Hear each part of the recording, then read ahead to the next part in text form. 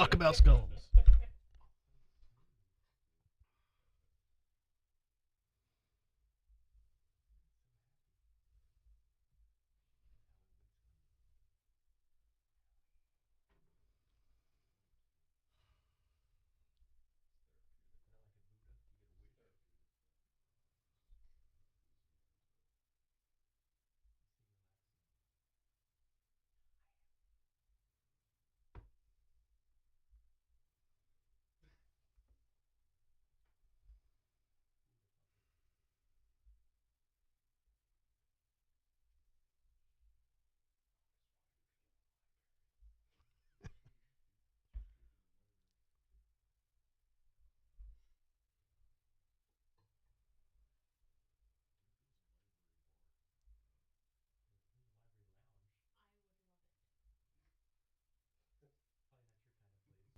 And now, from the CapsFlorida.com studios in Riverview, Florida, it's the Drinking with Drew show.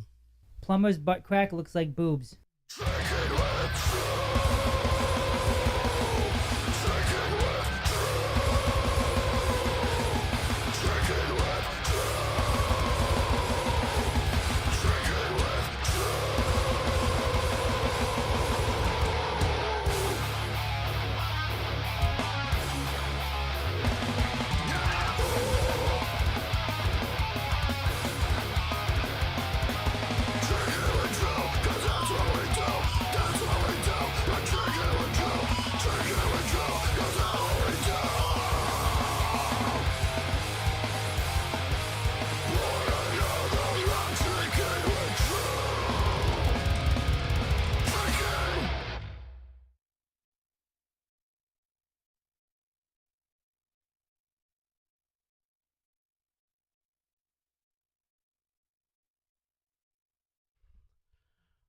We're live, but where's our picture at? I don't know. We were so worried about the mics. Sorry, I'm not on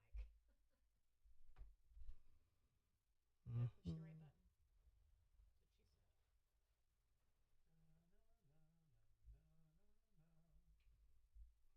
right button. Okay.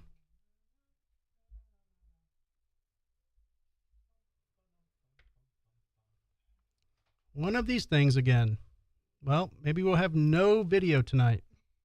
It'll be an actual And it'll be podcast. just Drinking with Drew up on the...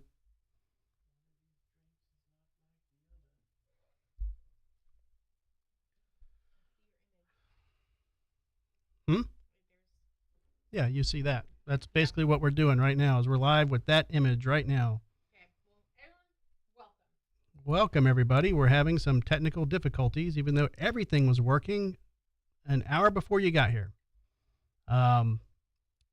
We have Ben Meyer in studio. We have Brad Mader from Must Not Kill. We have Jason Stallworth.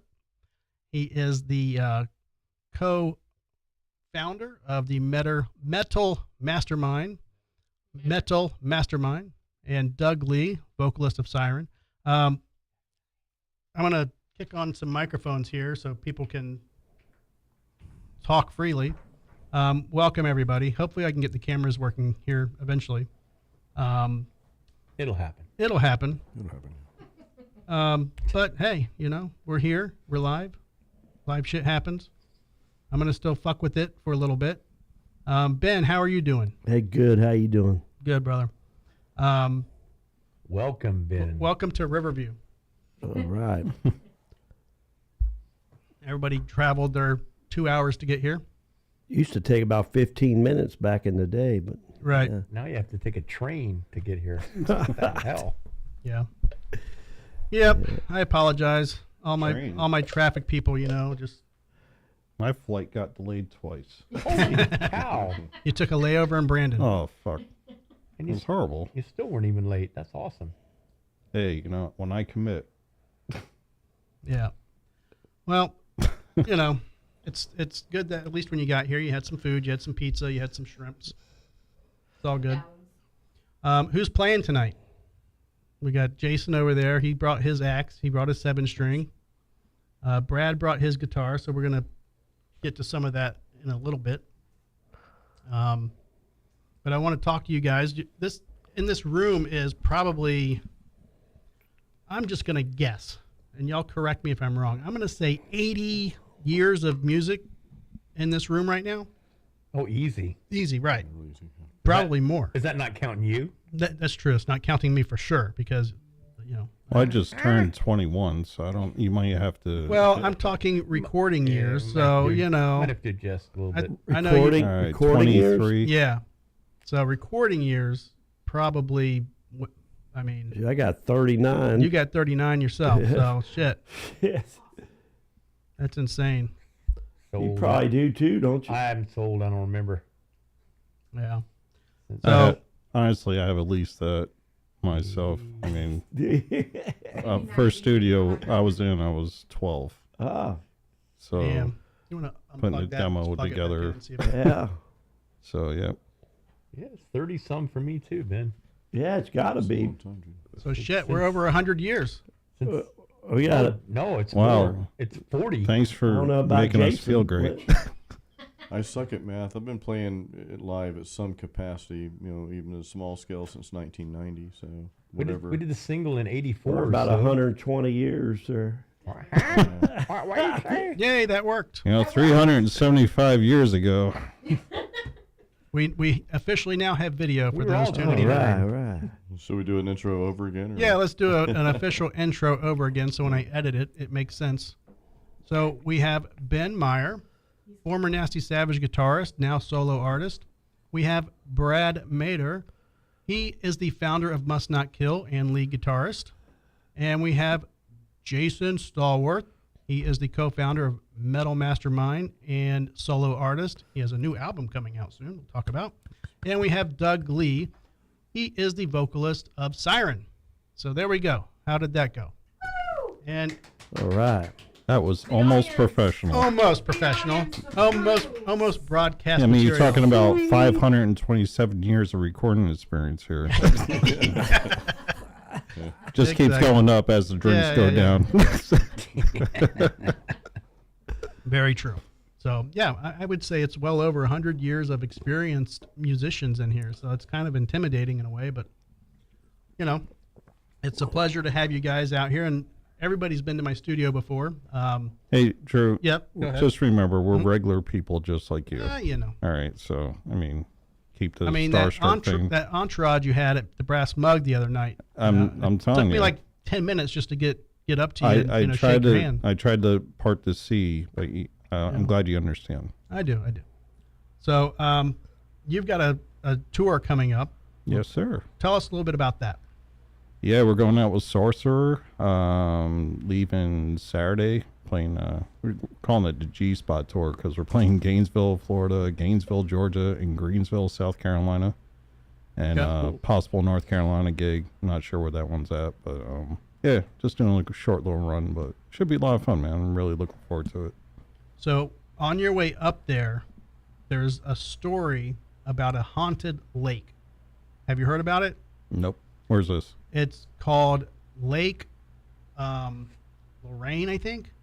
It's basically a town back in the 30s that they decided to open a floodgate on, and it basically flooded the town. But they evacuated the town. But there were a lot of people that lived in the town, and like a lot of cemeteries and graveyards and whatnot. A lot of history there. If you're around that area, check it out because apparently it's like an extremely haunted lake. Tour's canceled. I don't do like, Well, poltergeists and shit. it's a very well-known tourist spot apparently. Ben, you want to take my spot, man? You can learn the songs real quick. Only if it's a city with G, you know. Well, it'll be for the T-shirt. Ghost. Gibsonton. So There you go. yeah, exactly. So Jason, you've got a new album coming out. You had to re-record it, or at least the guitar parts. Tell us about that. Long story short, I started this album 2.5 years ago. The drummer, Cameron Fleury out of Canada, amazing metal drummer for hire. He works with a lot of artists and bands, but he recorded the drums 2.5 years ago. I put everything on hold. This is shortly after I left my real job to be a guitar player. Don't do that, guys. But no, it's been phenomenal. But anyway, I put it on hold to start Metal Mastermind, which is a educational platform and community for metal musicians, with Ken Candelas, a pro audio engineer and founder of Cinematic Metal Homeric out of New York. He works with a lot of folks up there, including Michael Romeo, Symphony X, and he works closely with Kia with Unearth as well. So we started this thing. So now I've got back to it now that that's launched and yada yada. So but I've rewritten a lot of the songs. But yeah, it's finally done. All that said, it will release on December 1st this year. Okay. Is that light too much in your face? It looks like it is. No, man, it's okay. You want to turn it a little bit to the flag because it looks like it's bombing you a little bit here. No, I mean, it Just a doesn't bother me. smidge. We're doing adjustments as we go here. Okay. That's probably That's how better. we do things. So Doug, Yes. what's going on? So you played out with Jason. I saw the other night. We did. We had a lot of fun at that little get together. Was that happenstance? No, it was a bunch of my classmates from my class. Of Oh, I know the Brenda High show was School. planned. It was like a reunion of some sort, right? 10-year, Yeah, well, right? the fact that we got together and jammed was kind of happenstance. Okay. Just the people that randomly came up, and that was a lot of fun. Yeah. Now, I know Jason's pushing you a little bit to do more solo gigs. Is that in the works? Oh, absolutely. Yeah. Okay. I had a lot of people pushing me. We won't mention the butt plug in the garage, but No. you're not getting pushed on that tonight. Don't worry. We're not talking about it. Now, if I may say, Doug and I, If it doesn't fit, you must acquit. we I thought that's why we were here. Oh, I'm a stand little in line for it. confused. Yeah. Well, Joe's some out of of you town. might have to share. What's the theme of the show? Butt plugs with Drew. All right, there you go. well, you and I are writing something, Doug. So we Ouch. started writing something, and we hope to finish that early Yes, next we year do. too. So that's Okay. coming. We're going to release something All right. sometime next year. Well, I'm not going to Pretty be sure. left out, Ben. Let's start writing something. Why not? You know, Yeah. these two ain't going to grab all the limelight. Well, I mean, come on. The song's about you There's guys. so- 785 years of recording experience in here. Right. 786. You counted wrong. You're correct. You're Yeah. correct. So Ben, 24 hours. How did you said 24 hours of shows this week alone? Yeah. That's insane, huh? Yeah. Crazy. Didn't you cancel some? I thought you said you canceled some shows this year. Or was that Jason that said that? Somebody said that. I've never Not canceled, but slowed down some shows. Like you weren't playing out as well, much. you know, in 2019 I did 300 shows, and so now I'm in the 2 to 250 range this year. So it's like, you know, I'm not trying to do 300, but you know, trying to balance it out a little bit, but not canceling anything. Right. How many steps do you have in today? Good question. I'd say about 20. 13,000. 13,000. Your record is what, like 32,000? A couple weeks ago, we got it was 38,000 something. Jesus Christ. Dude. What That does is- that convert to in miles? I think it's about God, I'm lazy. About 18. Jesus. 18 miles? Jesus. That's almost as much years as guitarist Did your experience feet? we Did your have here. feet hurt? No. I'm really lazy. Yeah. Me too, compared to 300 shows a year, Right. 18,000 18 steps. steps. Jesus. Ben, slow down a little bit, man. Yeah, man. I A don't little know what bit. they- That's insane. Enjoy your life, please. Stop walking away from it. while I'm walking, I'm sitting there booking shows. Right. It's like, add it up on the. Ben, what's that metronome we hear in the background? That's my feet. Double I walk bass. at 120 beats per minute. Oh, shit. But that's good. I mean, it keeps you healthy. Who's going to try some of this rum that we brought tonight with Drinking with Drew? We're going to Ooh. sample some Thanks to Joe. What you got? Rhone Barceló, and it's an imperial rum. Wow. And Yeah. it's aged, not as aged as everybody in this room knows. So it's probably, Less than 186 years? probably. So we're going to try that later, I think, if we can get that organized. So I kind of wanted to plan this show thinking of, because Jason's channel is, you have a lot of people on your show, Jason, that you inspire a lot of people, a lot of new guitarists, learning new riffs, trying to like the show we had, getting back into playing guitar and whatnot. That looks like a bottle of Woodford. Well, Woodford comes in a bottle just like that. That's well, right. maybe not exactly. So we're gonna have some questions that I'm gonna throw at you guys that might inspire some people who are maybe in the band just starting or trying to get out there, but also just to kind of dig into your heads a little bit and talk more about what inspired you personally, what might dig you out of a hole if you're in a creative hole, and talk a little bit about that. Anybody that's listening, you can feel free to call in. You can chat live. Are you monitoring the chats, Laura? Yes. Laura is here. She's not on mic or camera tonight. Jesus Christ. Excuse you, Jason. No, that looks like a smaller I thought the butt than plug what- wasn't in play tonight. I don't Yeah, know. well, that's a different one, apparently. Of course, we all go there. I'm really confused about this show. That's a cork one. Yeah, Right. A cork a plug? little bit Cork softer. plug. What the hell? Amateurs. Jeez. Ouch. Plug it back in. That's how you properly insert a plug. Right. Probably. So, Ben, I'm going to ask you a question here. All right. What are some ways that helps with your creativity when you're trying to think of a riff or a song or something new and you're just kind of not coming up with something besides walking 32,000 steps a day? 38,000. You just picking up the guitar is the hardest part. Once you get the guitar picked up, you get creative and you get ideas. Just doing it and making that happen. But I use like a drum machine. I think it's a Boss DR 550, I believe it is, and it's got all these different beats, and you can do different bass patterns, and Nice. they're already built. If you're familiar with that, but it's kind of cool just to jam with, and you get some different ideas, and you can take them on your own and go get creative and change different keys, and Okay. but you just got to pick it up and record it, and if it's original, or if you're learning a cover, you kind of, I'll go on online and maybe download the lyrics, and then and kind of study the song and see if I really think I can do it, and maybe I'll even adjust the pitch to match my voice rather than trying to. So, my new band, Must Not Kill Inc. I'm starting this. It's all just one string higher. We're playing Yeah. A's instead of E's. Yeah, go with that. I'm getting real creative. Playing drop A. No, that's a good idea, Jason. I wanted to talk to you about that because when you're recording, I know you have a drummer. Was it Texas, Canada? Texas, Canada, yeah. Texas, Canada, same place, right? They're close. Do you use a similar setup when creating? Because I wanted to go to your house and fuck around with your drum machine. All I do when creating, and this is what I do for all my lessons and courses and YouTube, I just use Tune Tracks Easy Drummer. They have some metal packs like Death Metal Pack, Metal Machine, and so forth.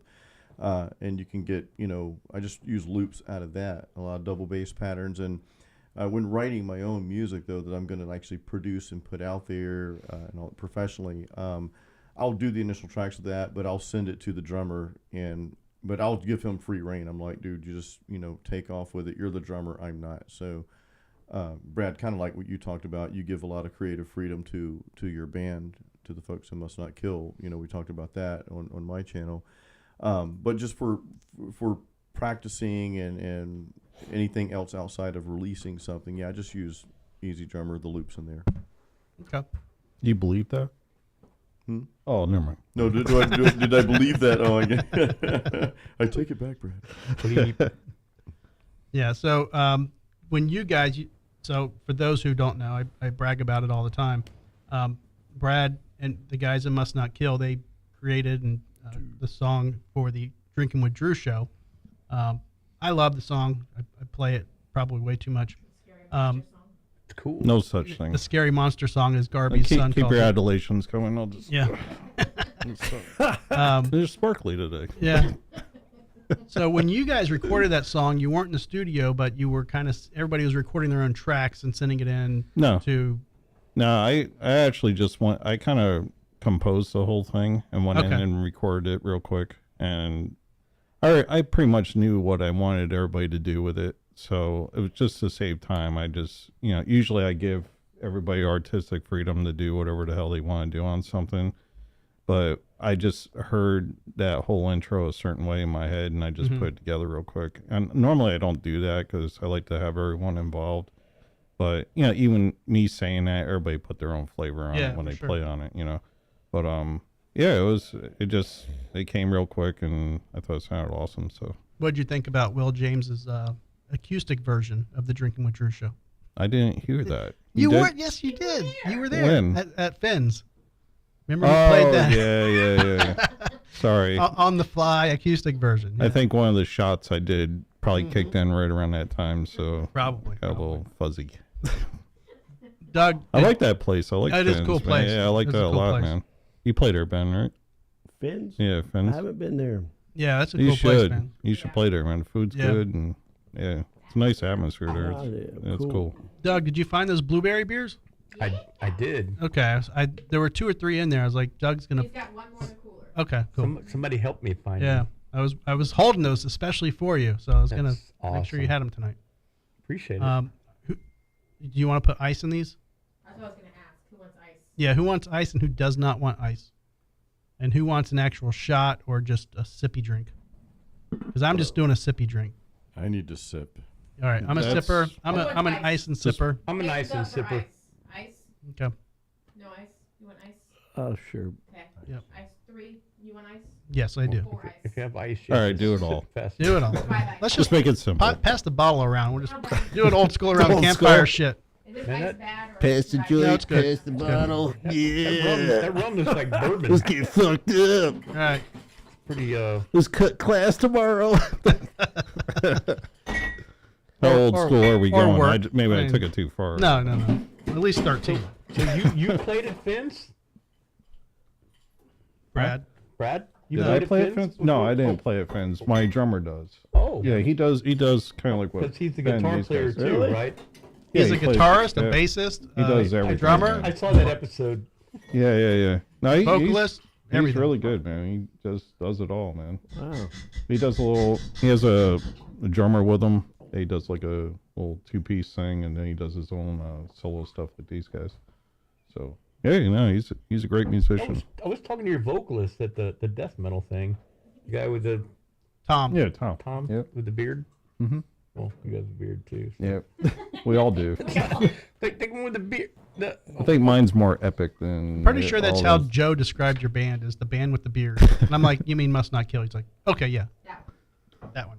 We used to walk into venues, and they always said, "Man, we need beards." Must not trim.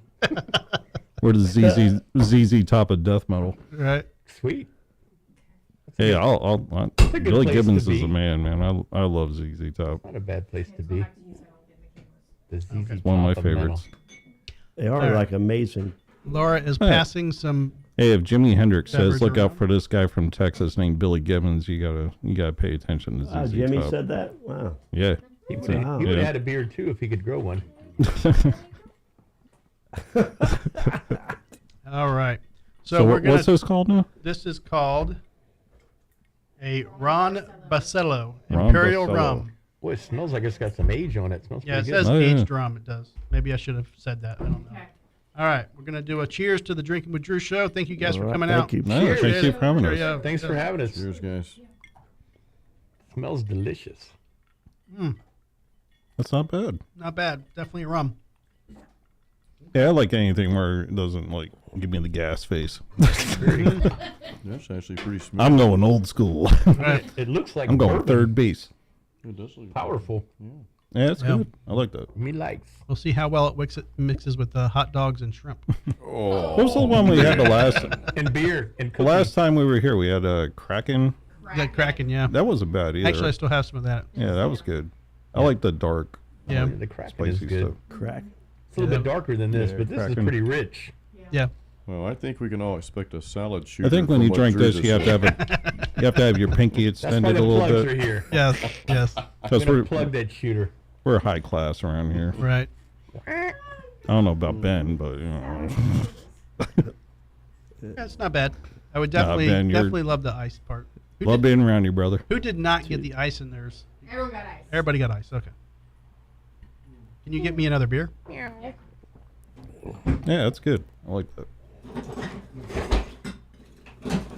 Definitely a cigar type of rum. You're right. I get This is an amazing talk show. You I get get that. cultured. Yeah. You learn a lot of things about your local musicians. It's great. Yeah. Do you smoke cigars, Doug? I have on occasion. Oh, Yes. okay. I didn't know. I have a few in there if you want to partake later. I will Awesome. share a stogie with you. That sounds incredible. So, Jason, what are some of the ways that you get your creativity flowing?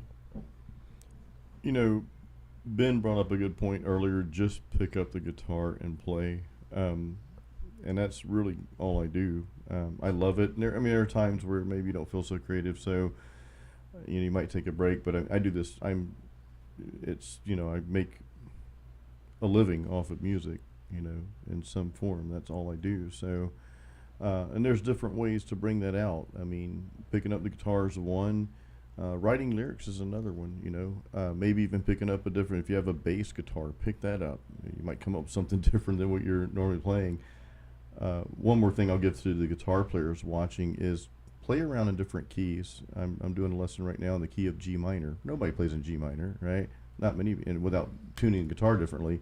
But that way you learn the fretboard better. You just come up with different ideas. So that's just kind of a little, side tip.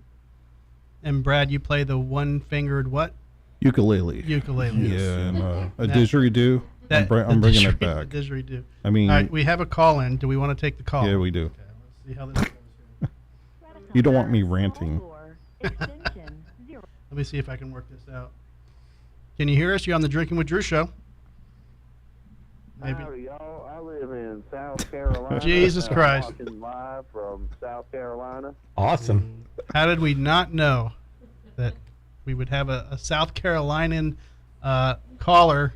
Let me guess. You go by the name of Will because everybody in South Carolina is named Will. No, my name's Willie. My name is Willie. Upcoming show.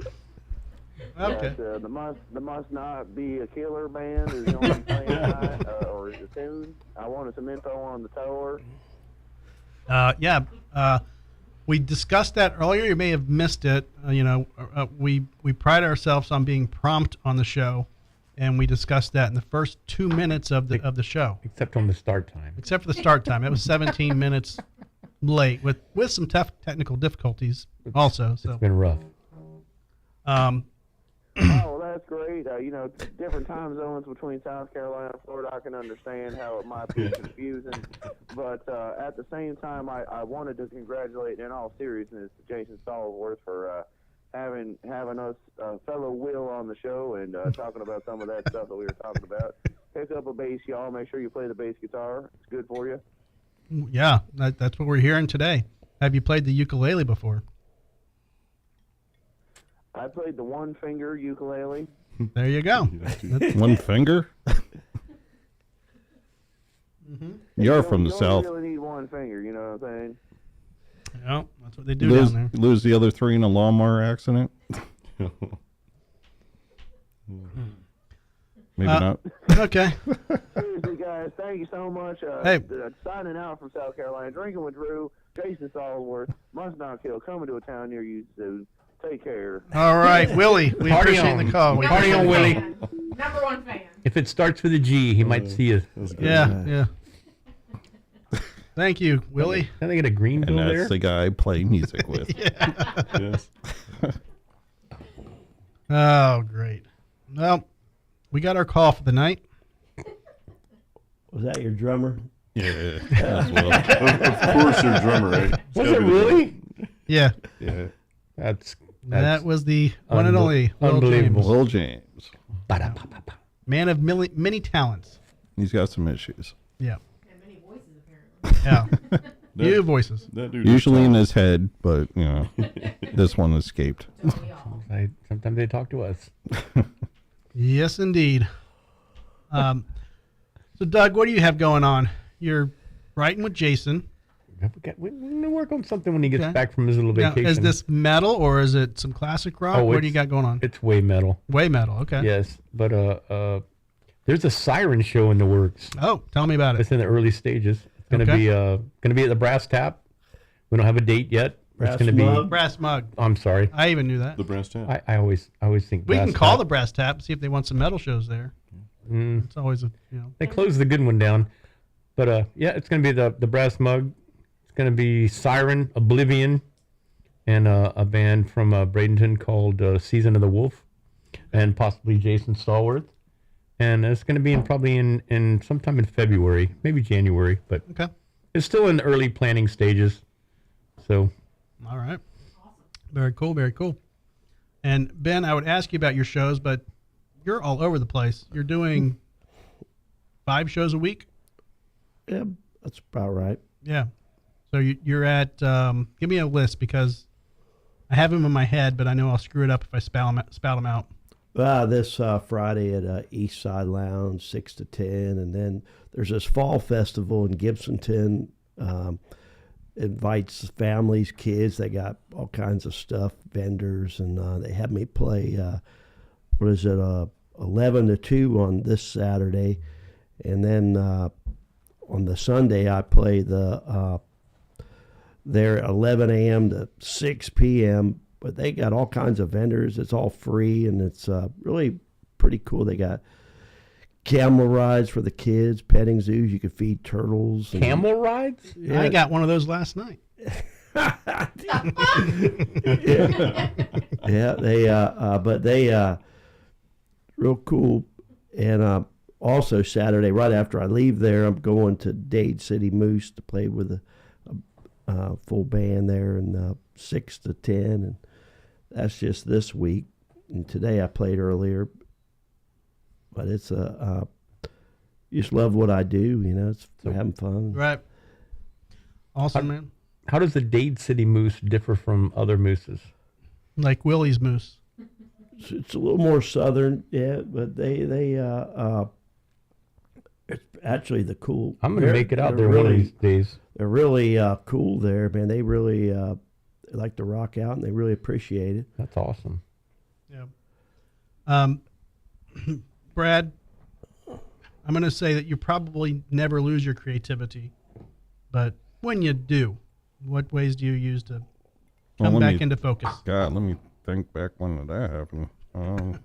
Well, we've got 736 years of musicians here, so I'm guessing like in year 1. Actually, it happens a lot. I mean, just probably like these guys here. I mean, you just run into a dry spot, and you're like, what the hell? But for me, what always works for me, it's a little different from like what Jason does or anybody, is I actually just throw on music. And like I'll throw on either Pandora or Spotify or something and just hit random. Yeah. And just whatever comes on, I play to it. And I've always done that, even when I first started playing, because I never really liked to figure out like a song to the T, because I wanted to be my own player. Mm-hmm.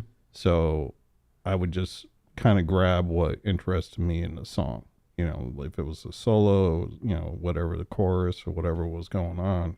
But I'll do that just randomly and just jam with something. And before I know it, I'm not playing along with that song. I'm actually going back to writing what I was writing. And then Gotcha. it usually, works itself out that way. But that's usually how I just rehearse. I thought you were going to say like punch a wall or. Not lately. Okay. No, that hurts. But He needs a Sam's store. yeah. But no, that's usually how I, practice is I'll just throw on whatever and just jam to it. Or if I'm thinking of a song, I just want to jam to something old school, I'll throw that on and just jam to it. So when are y'all leaving for your tour? Saturday. Saturday. Mhm. Did you move your practice or is that it? No, we're Going to head up? just going So, for it, man. just to give you a heads up, Brad and Must Not Kill, they canceled their last rehearsal before their tour to be on, so Brad could be on the show tonight. So that's why everybody's bored and calling into the show. And, Right. You don't know what to do with themselves. yeah, but, they're just twiddling their thumbs like, we should be rehearsing right now. Tom wants No, to call we in, had by the way. we had to show. What was it like? The other Saturday, only 2 weeks ago now. Yeah. We played, and I mean everybody knows the set. We've been doing this set now for a while, so you know, I'm doing a ton of stuff getting ready for the show, and so is everybody does. You know, everybody has to kind of wrap up their lives here to be able to, Right. you know, take off and go out of town for a while. So, you know, Aaron's got a family, you know, Will's got his commitments, so does Tom. And, Anybody bringing their ladies? no, No. No. Dude only tour. dude on sausage party. That's No. the way it goes. But Can I imagine, take that butt plug with me, by the way? just please bring it back clean. That's all I ask. All right. But imagine if the wives went up, you know, in a van behind you guys, how much relaxing you probably have, like people carrying your bags, you know, making drinks for you, you know. You never met my wife. Oh, Oh, you no. did meet I did- my I wife. did, You yes, one yeah, time. yeah, yeah.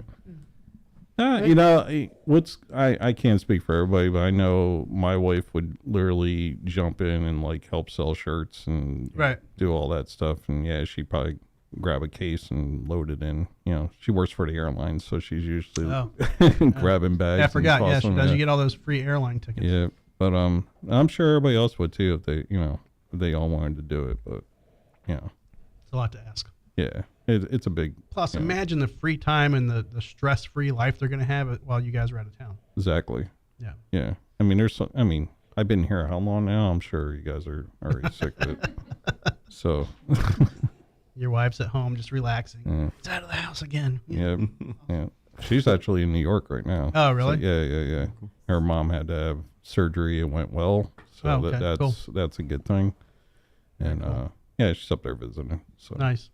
So Jason, you're going on a little vacation here soon too, right? Yeah, dude, we're heading out to Thailand most of November. So we're looking for. My wife is some of you know anyway. My wife is half Thai, so yeah, we'll be spending some time in a few different provinces there. Okay. Are you going to bring your guitar and set up somewhere and No, Play dude. some. I mean, if Brad gives me the cool guitar case that he carries on the plane, then I'll carry my guitars. Otherwise, I have to buy it. But no, I do plan to visit several music shops over there and play, you know, and get some footage for my channel. My wife and I, we have a channel as well. We just call it Candy and Jason, and we're going to be filming for our YouTube channel as well. So it's going to be a lot of fun, man. I can't. now is wait. that a tax write-off? Well, you know, some of it I can't say for the Candy and for like my wife and I's channel. It's not big enough for me to do any type of Just write-off. pretend it is. I could, yeah, but for myself, there's probably, and I'll talk to. I'm not an accountant. I hate numbers. Numbers suck, and I suck at math. So I'll talk to my accountant and see how much of that I can write off. Just before you leave, just go to sunbiz.org, create yeah. Jason and Candy LLC, Yeah. and you're covered. That's Dude, my, I want to see some guitar stores over there. You will, dude. Yeah. I've never seen that in the past. I'd like to see it. That'd be awesome. whose beeper's going off over there? it's Making drug deals? Yep. Yeah. I saw some of your channel where you were at your. Can you mute for a second? Eureka We need to talk. Springs. What's that?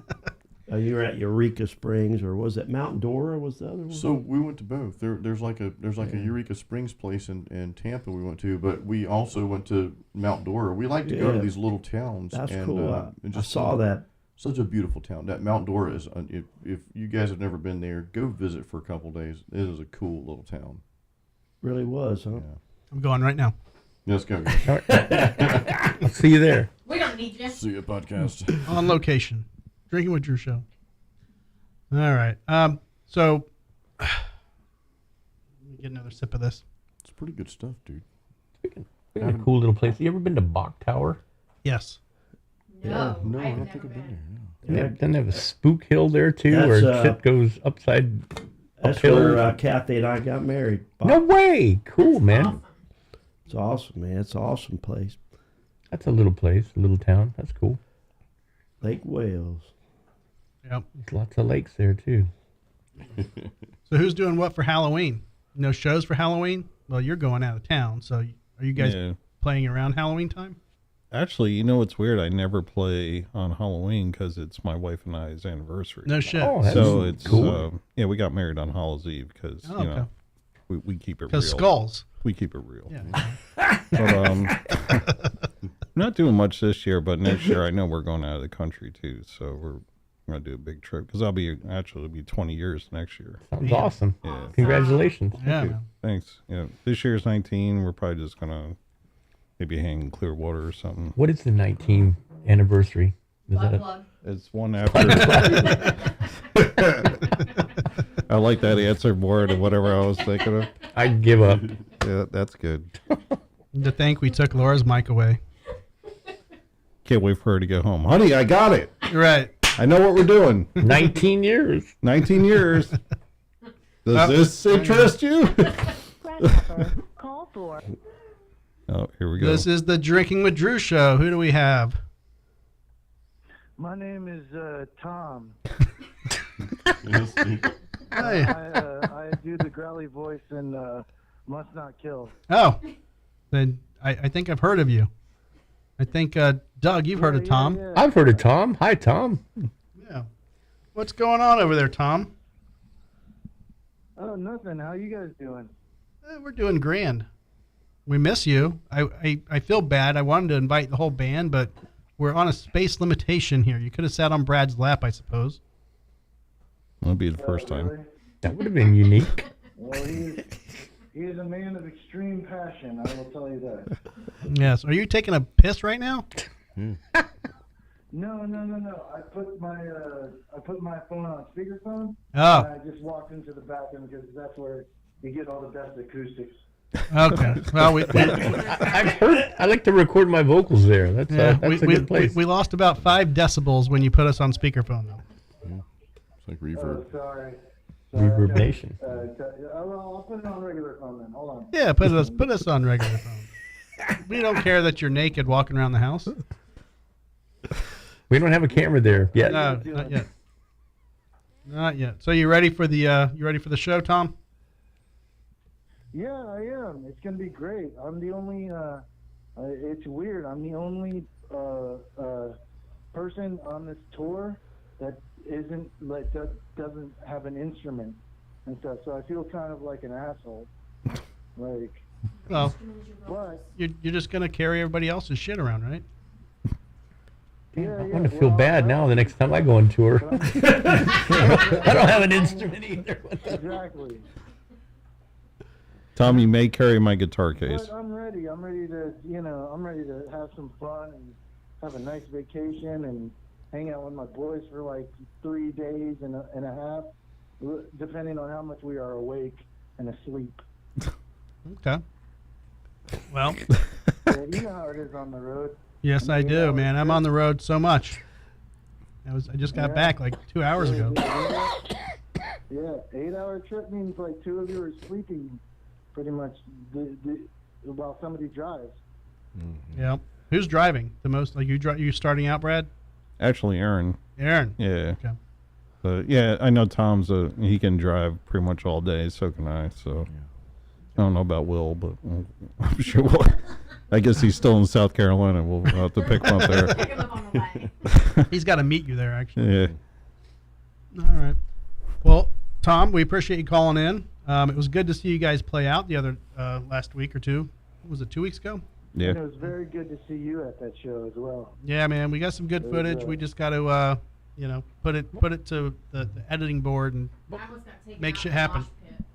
Yeah. Hey, this is Doug. It was good to see you at the show as well. I wish you would have stayed a little longer. I want to see more bands. You know what I mean? Like, Dude, I wish we could. We had to. singing with- Yeah, we had to be in Lakeland that night. Oh, did you? Yeah, we had some other plans Oh, going that on. night? So yeah. Okay, but yeah. There was a bunch of really actually. That show, even when you guys left, it was a really damn good show. I heard, man. It was yeah, and yeah, like I just hope that people like want to be on the Drinking with Drew podcast. I Yeah, passed yeah. around a lot of stickers that night. Yeah, exactly. But anyways, it's good to talk to you guys, and I just wanted to call in and say hello and say, hey, Brad, what's going on?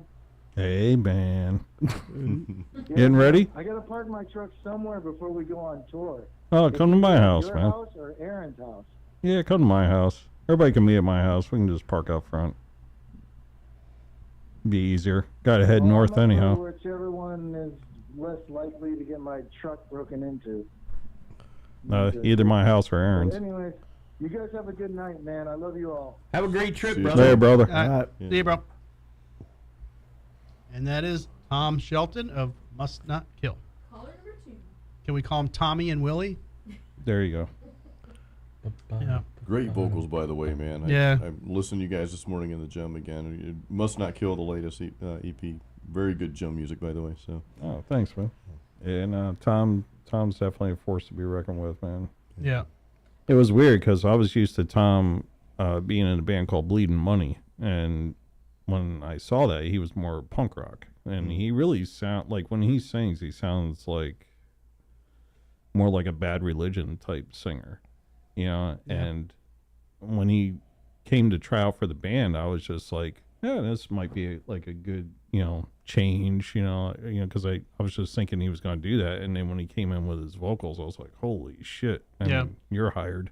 I was like, I wasn't expecting that at all. And It's like that commercial where Slash shows up and Yeah, plays yeah, Sweet yeah. Child Line. but then, Worst commercial. Tom has his whole insight of how he goes about it.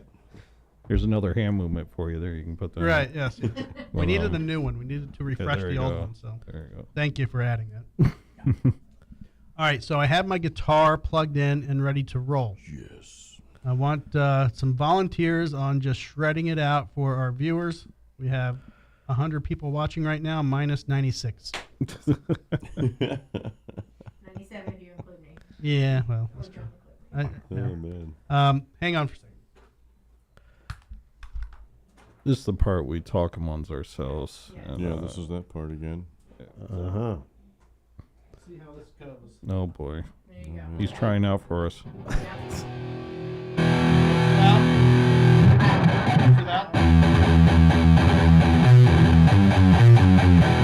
If it's too loud, you're too old.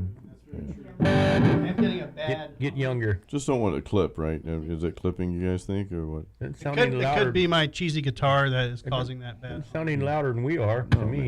So I have an open input if anybody wants to grab their axe and make it happen. I think Brad needs to go. 'Cause- Am I breaking the ice? yeah, I think so, dude. Brad needs to break the ice. Everybody else is afraid to. Icebreaker. And then once Brad goes, nobody's going to want to go. I don't know about that, but Oh, we got a long cable, dude. That's cool. You got a long cord. Oh, yeah, there you oh, it's go. just a rumor. But Should I grab my Oh, 7 that. string then? All or right. what? Yeah. I'm going to put my mic down and go grab my 7 string. Why is it humming? And another beer. Because it's an amplifier. Is it supposed to hum? Yep. Okay. Yeah, it's heavy. It's a heavy mic. Your seat is empty. Smashing in the face here. Go ahead, man. that's okay. Face. No, the dads are okay. Okay. All right, we are working out some guitar techniques here. You guys good on your drinks? Everybody good on beers? I'm Or good. the, Good, thank you. rum, whiskey, whatever it is. You good? I'm straight. I feel like you need to go check on Simon. Jesus H. Just to do it because Just at keep least talking, it's on you. is the light on out there? Ooh, no. Is the show still going on? Oh yeah, we're still going. You guys are Yeah. the Three See, Musketeers. Now it's just three. Three musketeers. And then Yeah. there were three. So what we do with the live show is just we roll it as it is. People kind of get the behind the scenes look of whatever happens, but I'll go back through and edit everything and do like an edited version of the show that's a little more clean cut and kind of makes it Cut out all the profanity. everything. And the No, butt, no, the we butt love plug talk. we love profanity. You leave the and all butt that. plug stuff in. Then. Exactly. We'll just Okay. cut out all the All the twisties and turnies that cause some flusters within the show. That's the fun. You mean you cut out the fun stuff? Well, stuff like this, like not that this isn't a fun conversation, but we're probably going to cut directly to Brad or Jason playing guitar as soon as I said who wants to grab their axe. It's going to be a pretty quick changeover. Yeah. I see cases. Yep. That's a pretty. Of course, it's a Dean. Oh, now you got a Black Star sticker. Look at you. Yeah, obligated to have that now, but Now, what happened like back in the day? People used to have stickers all over the guitar cases. Is that not a thing anymore? Like, what happened to that? Yeah. It is on my guitar cases. I've got Black Star, but that's they sponsor me now, so I'm happy to have this sticker. Yeah, there used to. In the old have some days, I stickers? have stickers all over that key. Yeah. Me too. Normally I would, but that's a natural USA case, so we don't put stickers on that one. Mess that up. How's Simon doing? He's inside. I gave him. It looks like a fairly new case there too, Jason. Oh yeah, I haven't had this guitar out. So, Jason, you said I need a noise gate for my amp? Yeah, you definitely want a noise gate. Yeah. I do not have a noise gate. We can tell. Yeah. Yeah. I saw that one video on your on Jason's channel with you jamming after 20 years. Yeah, it sucks, right? I was like, No, I thought you did cramped up. I thought you did good. He did great, man. That video inspired a lot of people. Really, 20 years? Yeah. It's been 20 years. About to take it get seriously? Yeah. Really? Video girl, show some video of Brad. Oh.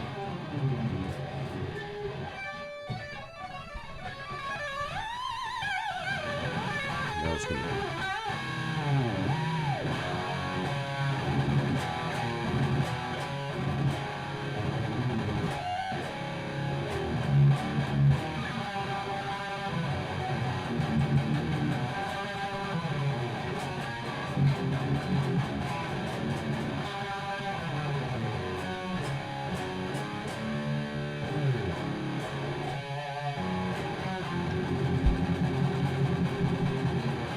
Kill the night.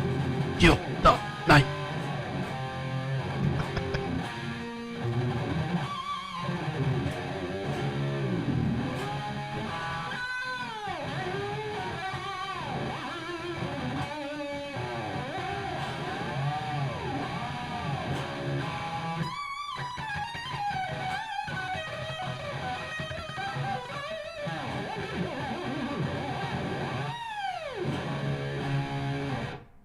Did I pass the audition? That was there. You're in. You're hired, Brad. You're hired. You're in the Drinking with Drew band. Yeah, Okay. I'm that's going to cool, have like man. 5 guitarists in my band.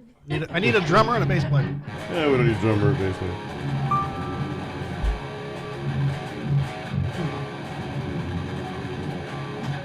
Drinking with Drew, right? Yes. Is that my stupid? Probably. You're the only I person should have here. brought my bass. 7 string. No, it's 6. Can you play something else, Brad? I'm gonna What, get you a get picture 2? of us in here, dude.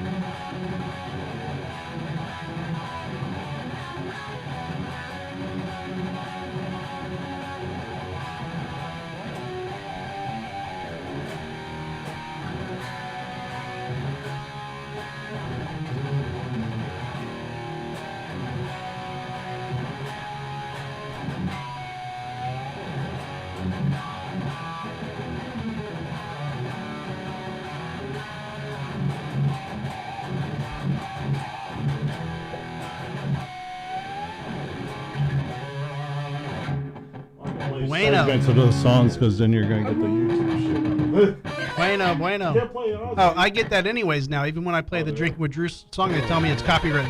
Yeah.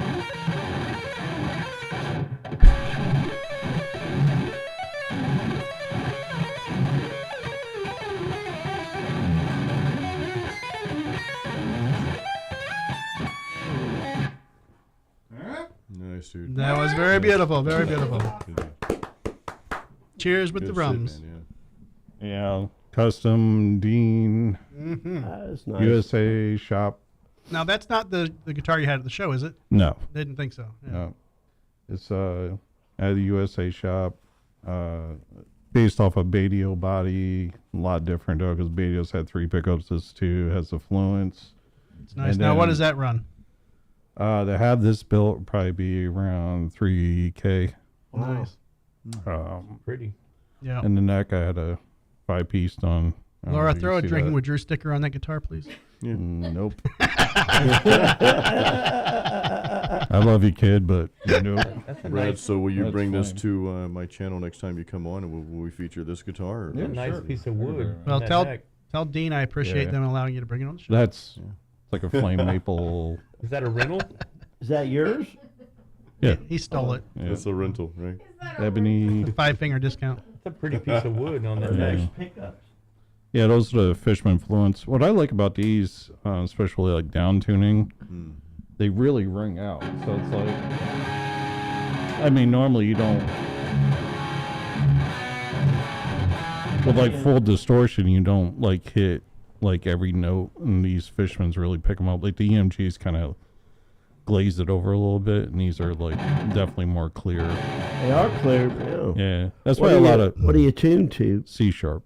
Okay. Yeah, and then I actually have glow in the dark side markers on there. You have to light them up a little bit so they glow, but It's badass. yeah, That's cool. but yeah, wanted to bring this because Awesome. last time I went on his show, I had my hills, and then Oh, people thank at my job gave me shit. Uh, So here you go, Dean Guitars. There you go. I think we just went up to There 788 you go. years. There you go. We'll be Just, readdressing just with that riff. Yeah. There you go. Your No, turn. no, All right. no shit. Is it Doug's turn or my turn? Yeah, This- we'll pass it around. this You know. cable It's just reach, like a yeah. bong. We're just going to pass the Dutchie to the left on site. That's just a bong. I thought it was a joint. It is. Roll with me, okay? Roll with me. Oh, sounds cool in here. Now, who needs a pick? Ben, you need a pick? I would have a cup. Okay, just making sure.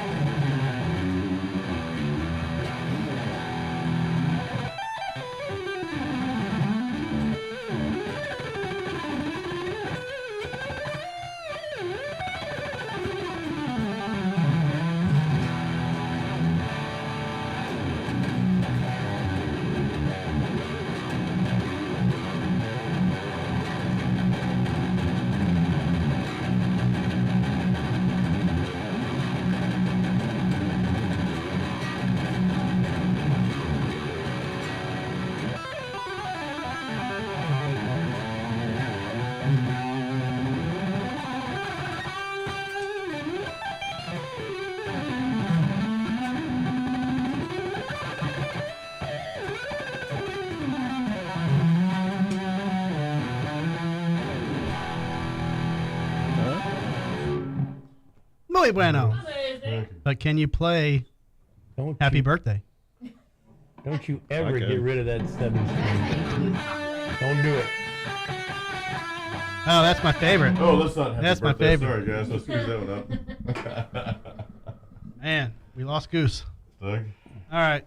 Ben, you want to plug it in? Yeah, Doug, let you Doug plug it in. in? Who's plugging in? you plugging in, Doug? No. I'll plug I'm it not, in. I'll plug I'm it not in. plugging All right, in. I'm unplugging. Plug it on in, Ben. That should be a song, Ben. Plug it on in, Ben. Boop-a-doop-burp. Play some Gardy Lou, man. It's been too long. I'm just a vocalist. There's a lot of metal in this room, guys. A lot of metal. And some boobs.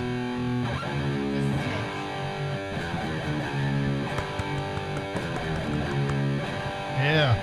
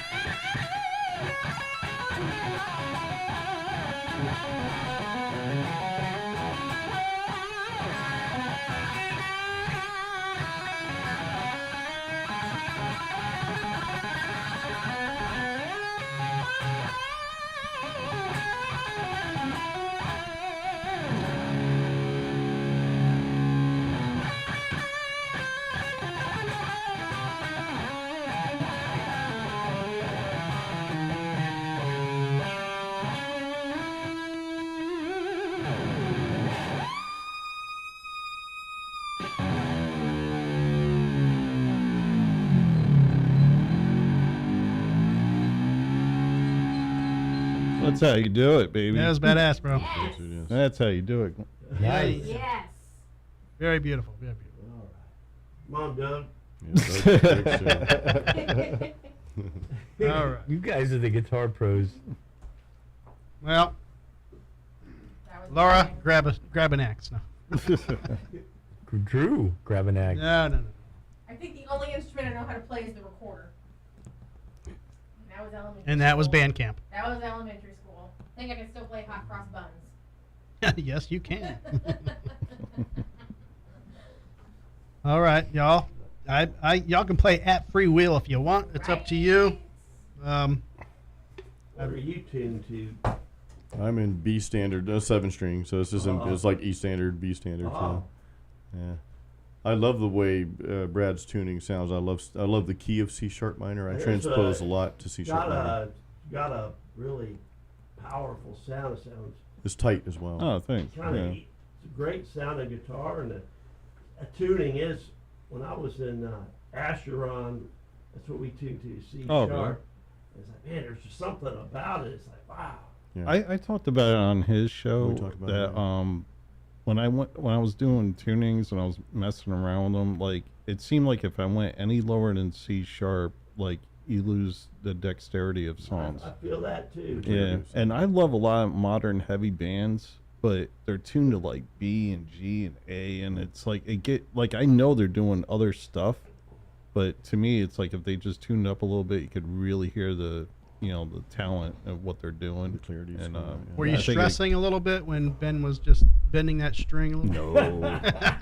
No, I don't. I was stressing a little bit No, for you. man. When I'm Yeah, around, it's fine. I'm around professionals, man. I don't stress at all, man. That guitar deserves to be played by professionals only. I was giving up. I don't know if you saw me. I was like, hell yeah, play this. Yeah, which is badass. Glad you liked it. When I bought one of those pedals that are you have a guitar tuned normal, and what's it called when it lowers the tune? Digitech pedal, yeah. It's an orange one, the kind that Drop pedal. is that what is it? I don't know what the heck it is, but it's about a $300 pedal and Has a expression pedal on it. yeah, it's that one guy that. The whammy one, right? Is that it? Yeah, Because I know it's that one does wham- it the too. whammy. Yeah. And I was just taking my normal guitar that's tuned to E and put it on C sharp, and I was like, wow, man, that's making some good sound. I think C Yeah. sharp was my favorite one. Yeah.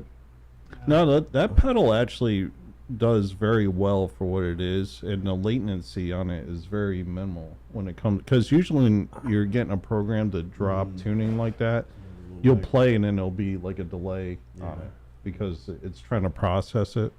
But for some reason, right out of the box, that pedal like I felt kick-ass. it was pretty authentic. Yeah, it kicks ass right out of the box, man. And I've heard some modern like modelers trying to do that, and they have more latency than that pedal. And that pedal came out freaking 20 years ago, I think. I was like trying to find a good way to tune to that Into the Void by Black Sabbath. Yeah, And that was C sharp, and most of those pedals don't. that's why that's there. Exactly why that's there was Into the Void. Man, As soon as I heard that, I was like, wow, that's Yeah. what they tune to. Yep. It's like, wow, you just know when you're there, it gives you chills.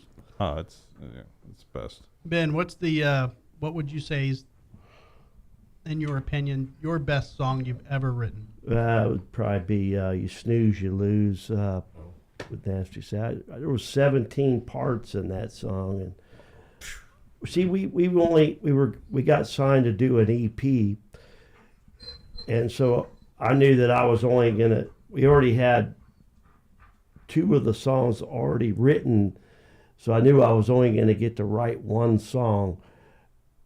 We were only putting 4 on this. The label only wanted 4 songs, so I said, I'm gonna make this the best song I ever did, and I think it is. You Snooze, You Lose. It's got 17 parts, and I spent hours and hours on that song, just really fine tuning it and trying to arrange it and teaching everybody it. And See, Jason, when I was on your show, remember I was talking about my influences? Yeah, and you said Nasty changes. Savage, yeah. The changes within songs, and the intricacies.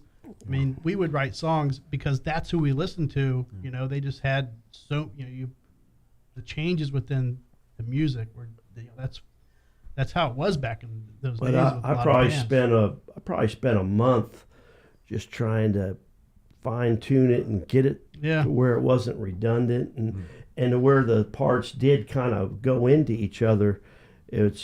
But man, I thought it was a masterpiece on my end. That was the best one, I think. All right, Brad. Yes, sir. What's your best creation? Everyone I ever wrote. I'm Brad Meyer. I'm amazing. I have an entourage. You need the Drinking with Drew show. Yeah, it's very true. That one, actually, the song I really like is on the new EP. It's Mass Hysteria. Okay. I really love the way that song came out, and the solo when I did that in the studio, it was just very organic when it came across, and literally I only had to play it a couple times to actually nail it down for the final track, and I knew I was on to something with that. But that song I actually wrote a long time ago, but with this group it actually came to what it be, and I really love that song. It's one of my favorites, and it's funny because when I did that, I thought it was going to be a throwaway song. It's like, you get your filler songs, you know what I'm talking about. Yeah. And it's like, and when that came out and I heard it, and the nice surprise of that was the chorus, because the guys went in there and did the chorus afterwards, and they actually sang the chorus on that song, and I was just so blown away with it. I was like, wow, it's done. Right. It's finally done. Right. But it's weird because I don't know, Ben, if you're like that, or Jason, and even you, if you get songs that you have in your locker for a long time, and you're like, you try to apply them in different projects, and it's like, damn, I want to do this song, but even like different incantations of Must Not Kill, I was trying to get that song done, and it just never sounded right until Will, Tom, and Aaron were that lineup. And then when we played it, I was like, it's done. It's finally done. And I started that song probably in 1995, 96. What? Yeah. Wow. So, damn. And I have a few like that. I have a few more that are going to be on the new album that we're doing that I wrote at that same time period. What's the progress for that? It's good. We got about 3 songs down. We got a couple more to write, but I have them done. I just got to show the band. But now we're doing this tour thing, so everything's kind of on the back burner. So. Okay. Jason, how about you? Best creation out of the mastermind of Jason Stallworth? And I'm like I said, I'm a very small-time solo artist in that regard, and I'm working on the 5th album now, so I've got material that I really have kind of fallen in love with it. I didn't like it first, but as of now, what's released, it's there's a song off my latest album in 2019 called Masterpiece. The album's called Masterpiece. Peace spelled P-E-A-C-E, as in mastering art of peace, not like, I'm a masterpiece, anything like that. But there's a song on there called Never Enough. It's probably the longest song on there, and that's probably my favorite tune. Musically, like Ben, you were talking about, you've got, like, I love when songs have key changes, when you have different parts to them. So this has some clean parts, it's got some heavy parts, it's got some clean metal vocals, if you will, it's got some death metal vocals, and more so the storyline behind it as well. I'm a big lyric person too, and just sharing the story behind that. So that's probably my favorite to this day. 10-4. Doug. Sir. Give me your best. My best? Yep. Before I get into that, I want to ask Brad, how is your guitar set up a special way to be in that C sharp tuning? Is the intonation set different, or is there? Well, yeah. I mean, when you drop tuning from like, because that guitar stays tuned to that tuning all the time, right? Yeah. I mean, if it didn't, Ben would have definitely knocked it out of whatever tuning it was in. No, it's just a quality instrument. It's the whammy bar stuff doesn't matter when you got a quality guitar like that. Well, a guitar has to be set up, and especially when you're dealing with a Floyd Rose, if you don't have a Floyd Rose set up properly, it could be a nightmare. Yeah. They really can. Yeah, I know. Everybody's shaking their head. Yes, see this? I don't even have to look at them. Look at them all right there. Yep. Uh-huh. Even to put, But it's- Even Laura, she's like, yeah. Even to put- I she fucked a guy knows. named Knows- Floyd like when I was in the 10th grade. He was not set up right. Yeah, That Floyd was definitely set up wrong. just even putting strings on it when it's set up wrong is a disaster. And for me, it took a long time to find out the right gauge of strings and, getting that tension correct. And what I have now works for me. So Beer being passed around. Stand by, stand by. Doug Anyway, wants a new beer. Back to the question. Yeah. I'll just go from the new album because I mean we could go on and on and on. I mean we got a lot of songs, but me personally, I like Soulbreaker. I think that's one of the best cuts on the new album. Okay. I like and One Man's Fight. To me, that to wake up in the morning and listen to that, it inspires me because it's because it just is one man's fight. I mean, it's great, and but I really like Dead Eyes Lying in the Rain because the vocals carry that song, So yeah, I mean, even though it's my song, I still like Dead Eyes. That's a great song. Okay. I like the part in the middle where it's just like, the guy is dead and he's like the heavenly stuff is, the music, the whole tempo and everything of the song changes. Right. And it's like he's in heaven, and then it goes back to the grinding, brutal part. So Cool. Remind us before you leave because you're the only one in the room that does not have a Drinking with Drew shirt. really, Yeah. So we need to get you a Drinking with Drew shirt. ouch. Yeah. We didn't have any.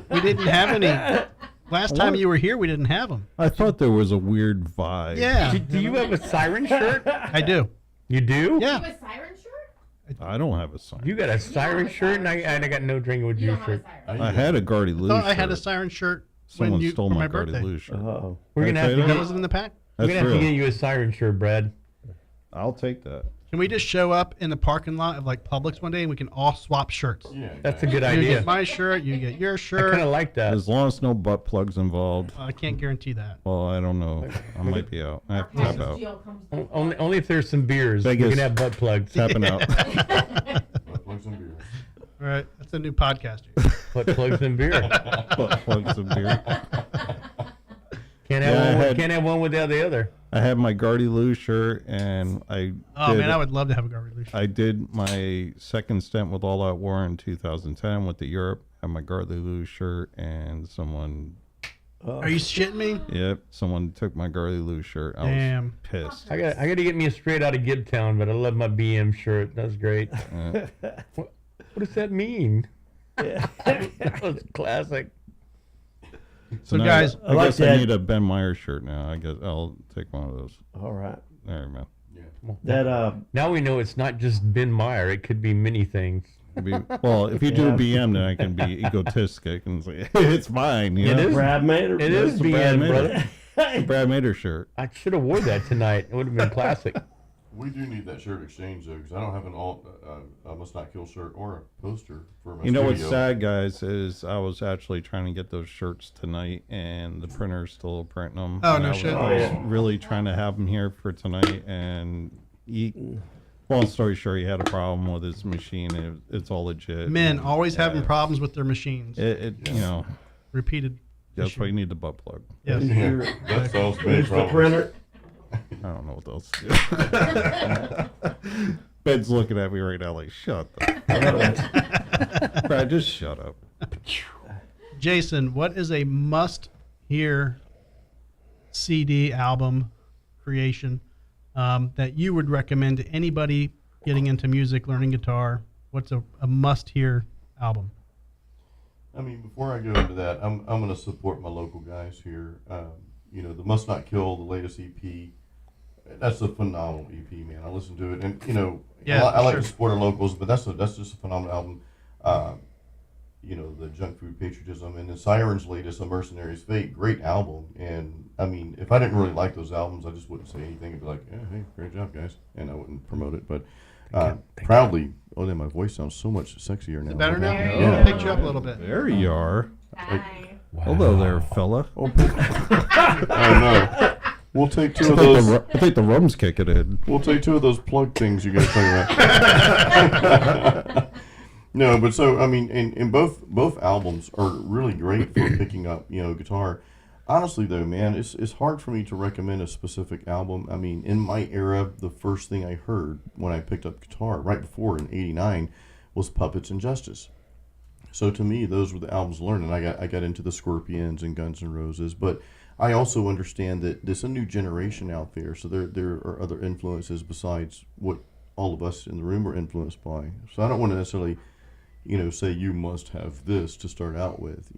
Must. I would just say anything that inspires anyone. Like, play the music you like. That's what I tell my people, my guitar players. I was gonna say I'll throw this plug in, but that doesn't sound good. No, but in all honesty, the one thing I encourage people to do is, learn from others, but don't get so hung up that you're like, well, I got to get this person's tone. I got to play just like this person. Broaden your horizons. Create your own sound. Create your own musical style. Create your own sound. Focus on that while you're learning. I think that's the most important thing you Think can do. outside the box. That too, Buck. Yeah. Okay, Brad. Any must-hear? albums? Definitely every Must Not Kill song ever written. Okay. I mean, if you want to be anywhere good on a guitar, I mean, you gotta get my catalog. And I'm also looking to the old All Out War stuff that I did. And when you're talking, you should have rum in your hand. That's very true. Because everything comes out a lot more better. Thank Okay. you.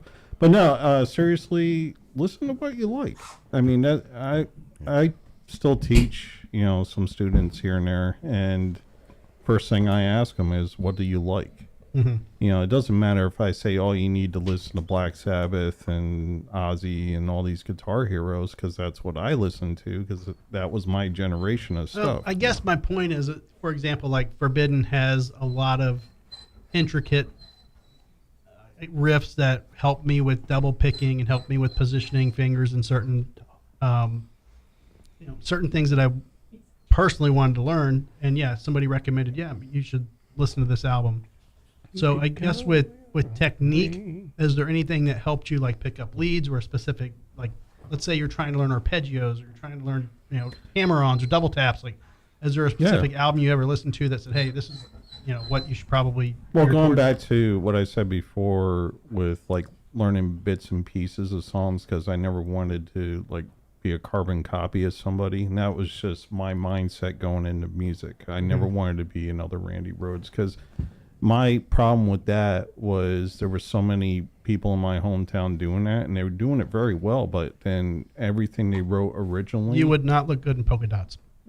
Maybe. FYI. Maybe.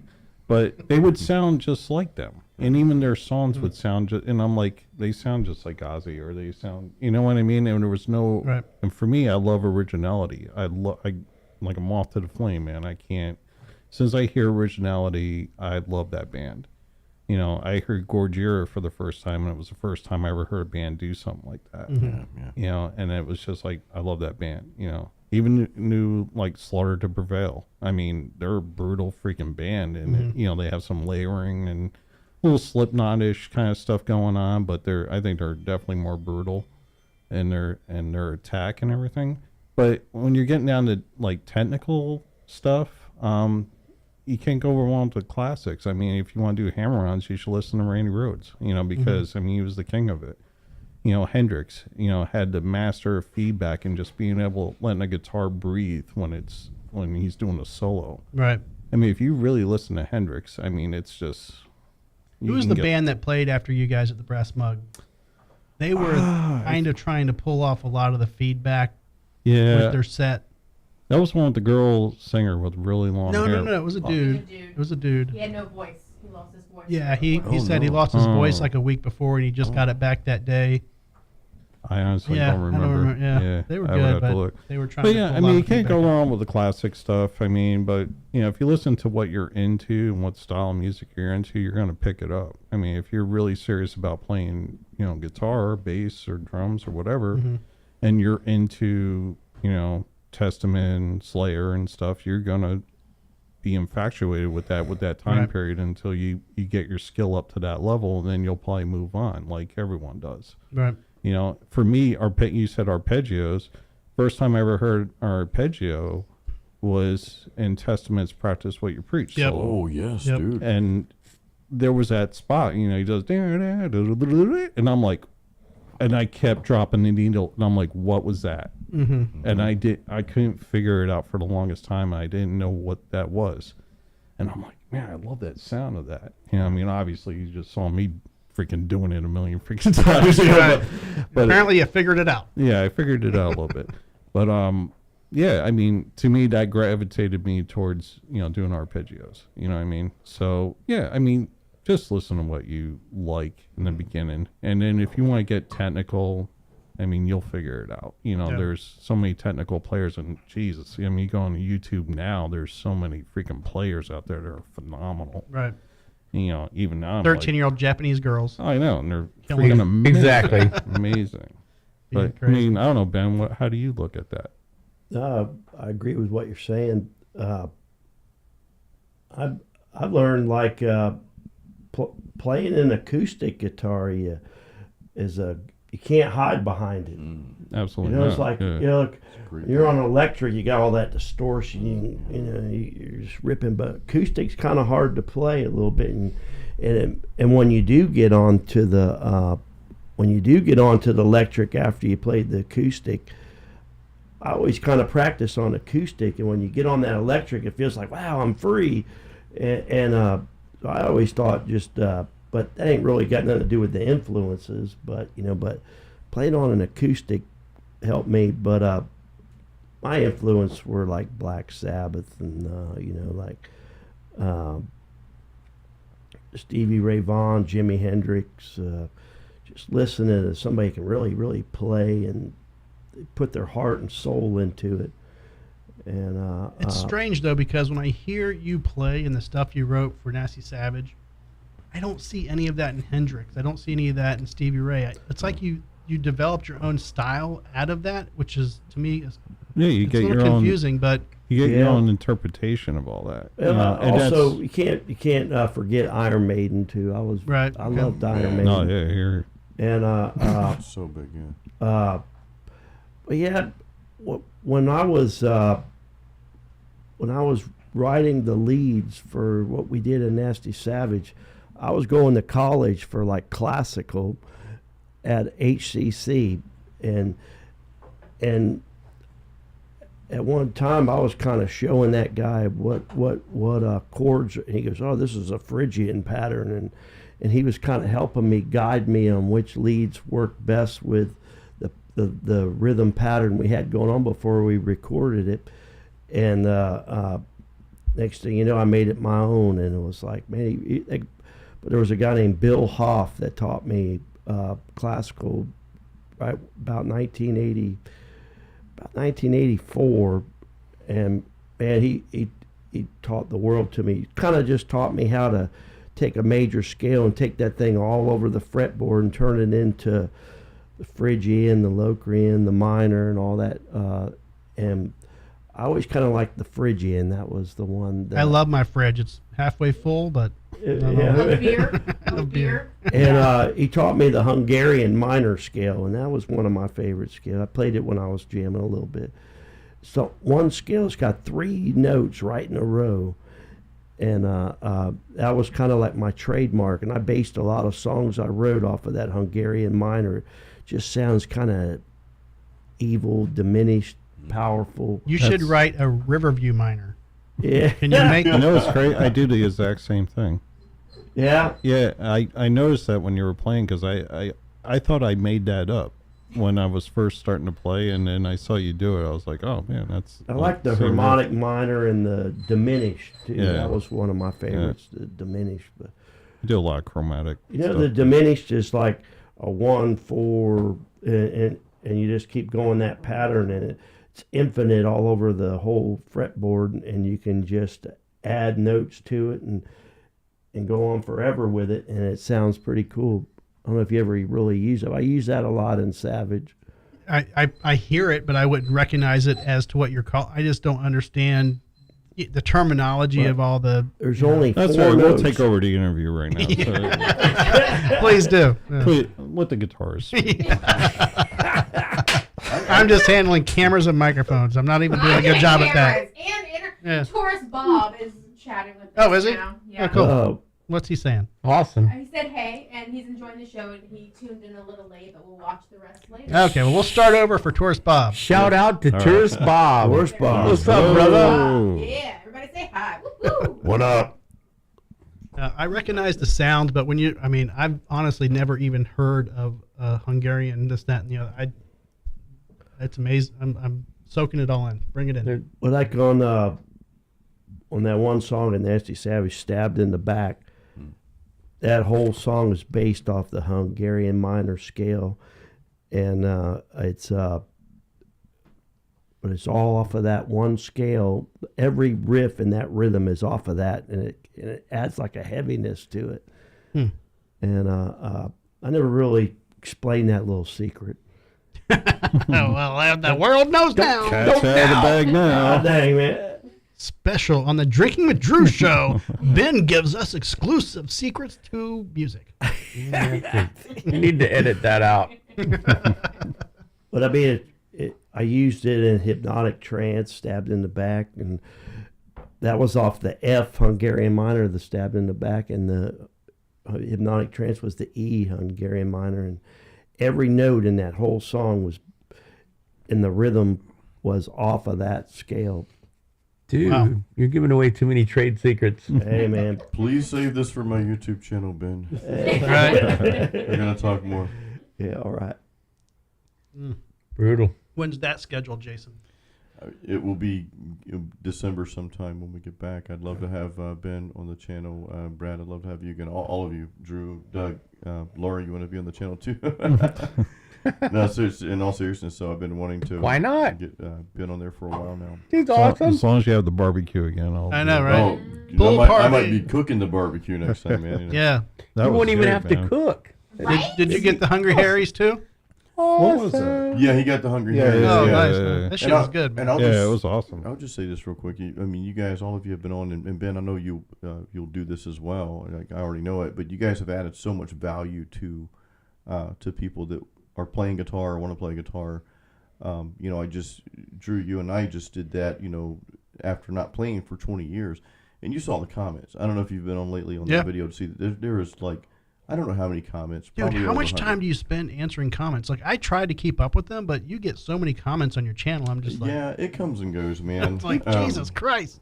He does. I try to. I'll at least acknowledge with a love and a like and some metal horns or something. If it's more an in-depth comment, then I'll definitely respond if it's more thought out. So I just spend the first part of my day, like the first hour or two of my day, most every day or every other day is responding to comments and emails too and everything else. I hope everybody out there appreciates that. 'cause I know, it he takes so spends much a lot of time. He does spend a lot of time doing that. It's insane. You know, It it was is. funny when I did his show. But it's cool. Yeah, for You know, sure. of course, we had a good rapport, but it was like, when I got home, he right away he's emailing me, and he's just like, "Hey, man, make sure you comment on the comments. And make sure you just like or whatever. Just Brad's make like, I sure just wanna go to because bed, dude." it creates Yeah. content." And like I could hear his voice in my Yeah. head. He was And meowing I was you. just like, I was laughing my ass Yeah. off. It's like I hear this monotone Jason coming after. I gotta obey. I gotta obey.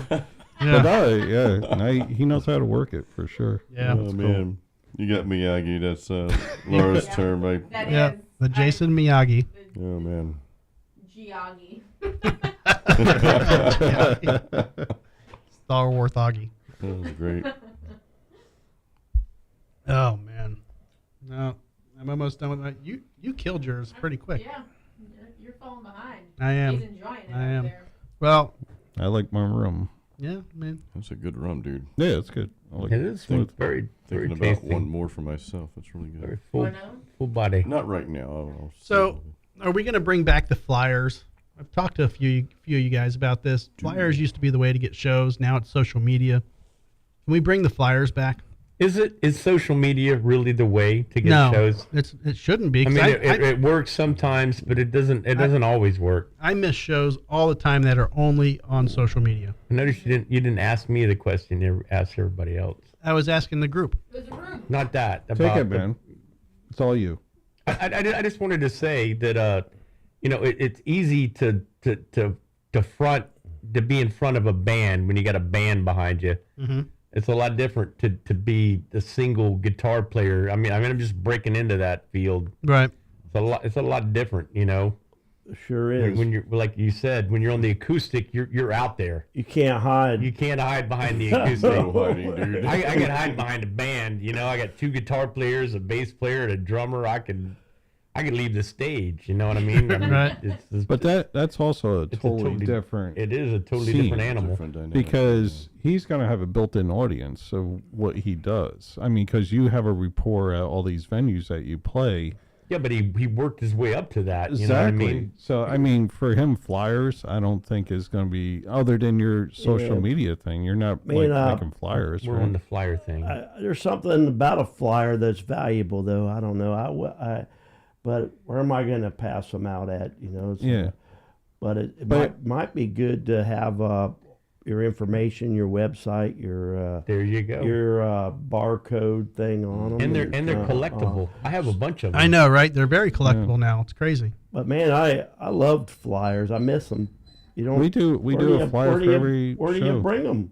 We just post them.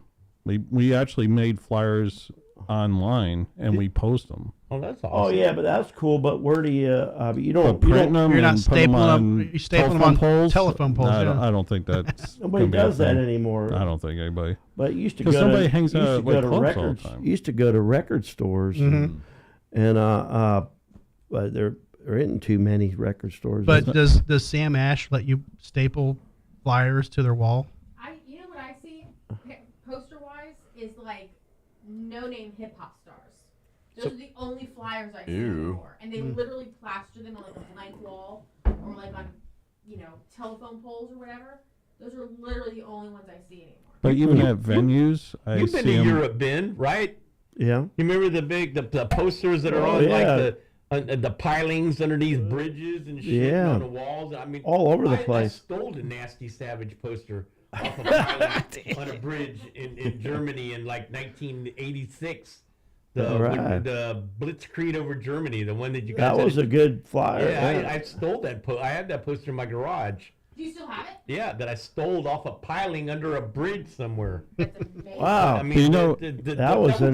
That was the mid '80s. Yeah. Yeah, well, You like know what's 80, it had to different? been like 86 because that's the first time I was there was in 86. I think at that time we had like Iron Maiden's tour bus, and it was Metallica's also, and it was in that area where that wreck happened. Where Yeah, Cliff maybe that's died. not a good thing. Good thing you guys all lived kind of on like, that tour. oh, what am I in for?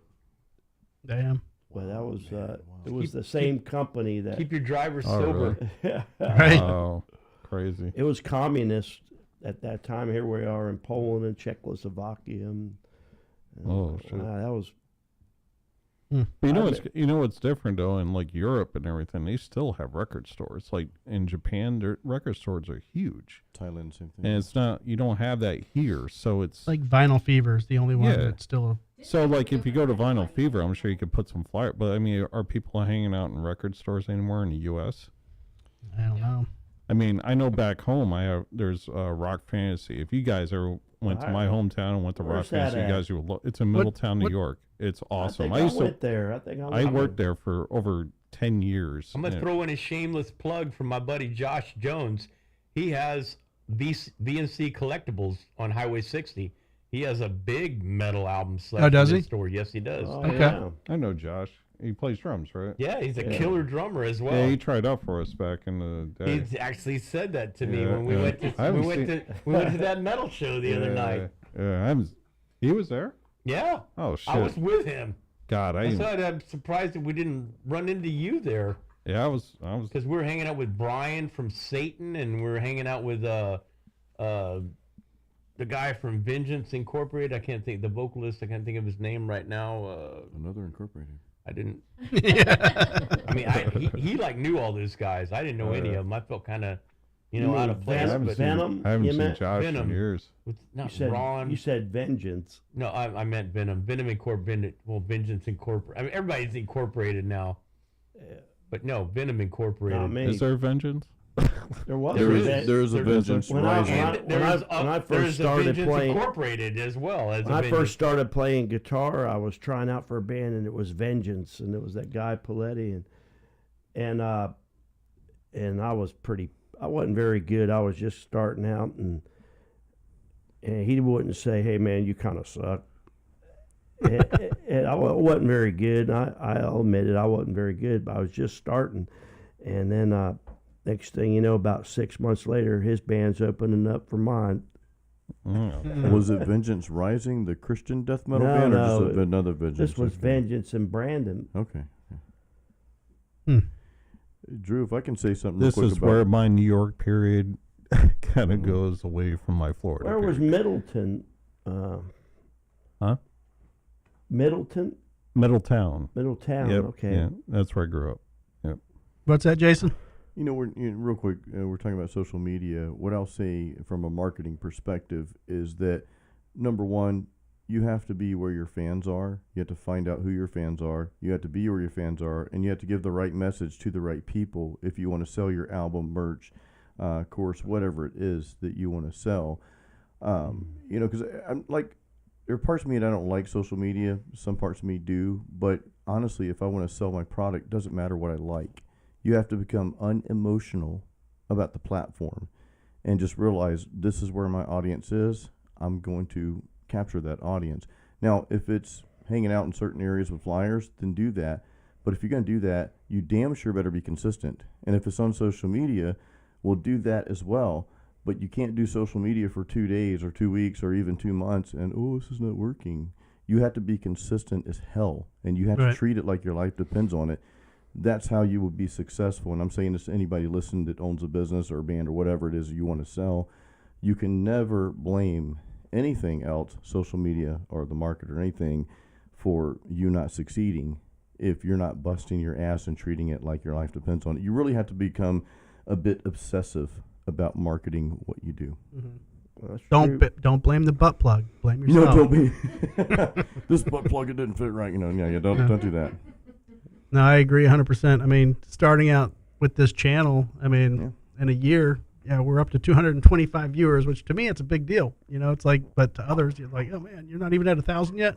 Dude, that shit takes time, You man. went all in on this. If You got an incredible amount of potential here. You just got to. Look at this place. Yeah, I mean, it just takes time. It's awesome. It does take time. You got to stick with it. Yeah. Well, after this episode, I mean, It's gonna blow up. You're gonna blow up Guys, now. let for sure. I'll say one more thing about marketing, about this whole world of the internet and whatever you want to call it. Success isn't linear. This is something we were taught. Go to school, get a good job, get grades, all that stuff. Get a good job. Meet a girl, get get married. Yeah, that too. Yeah, buy a butt plug, whatever. Skip that part, everybody. But success, like true success, is not linear. butt You plug don't part. like save, then you'll make it one day. Success is you keep doing what you're doing, even though nothing's happening, and then you have those times where you just launch, and you'll plateau, and you'll launch again. But again, I think it's all about consistency and knowing how to adapt to change and knowing when to pivot. It's not linear. It's circular. It's circular, right? Don't ask me why, like the song says.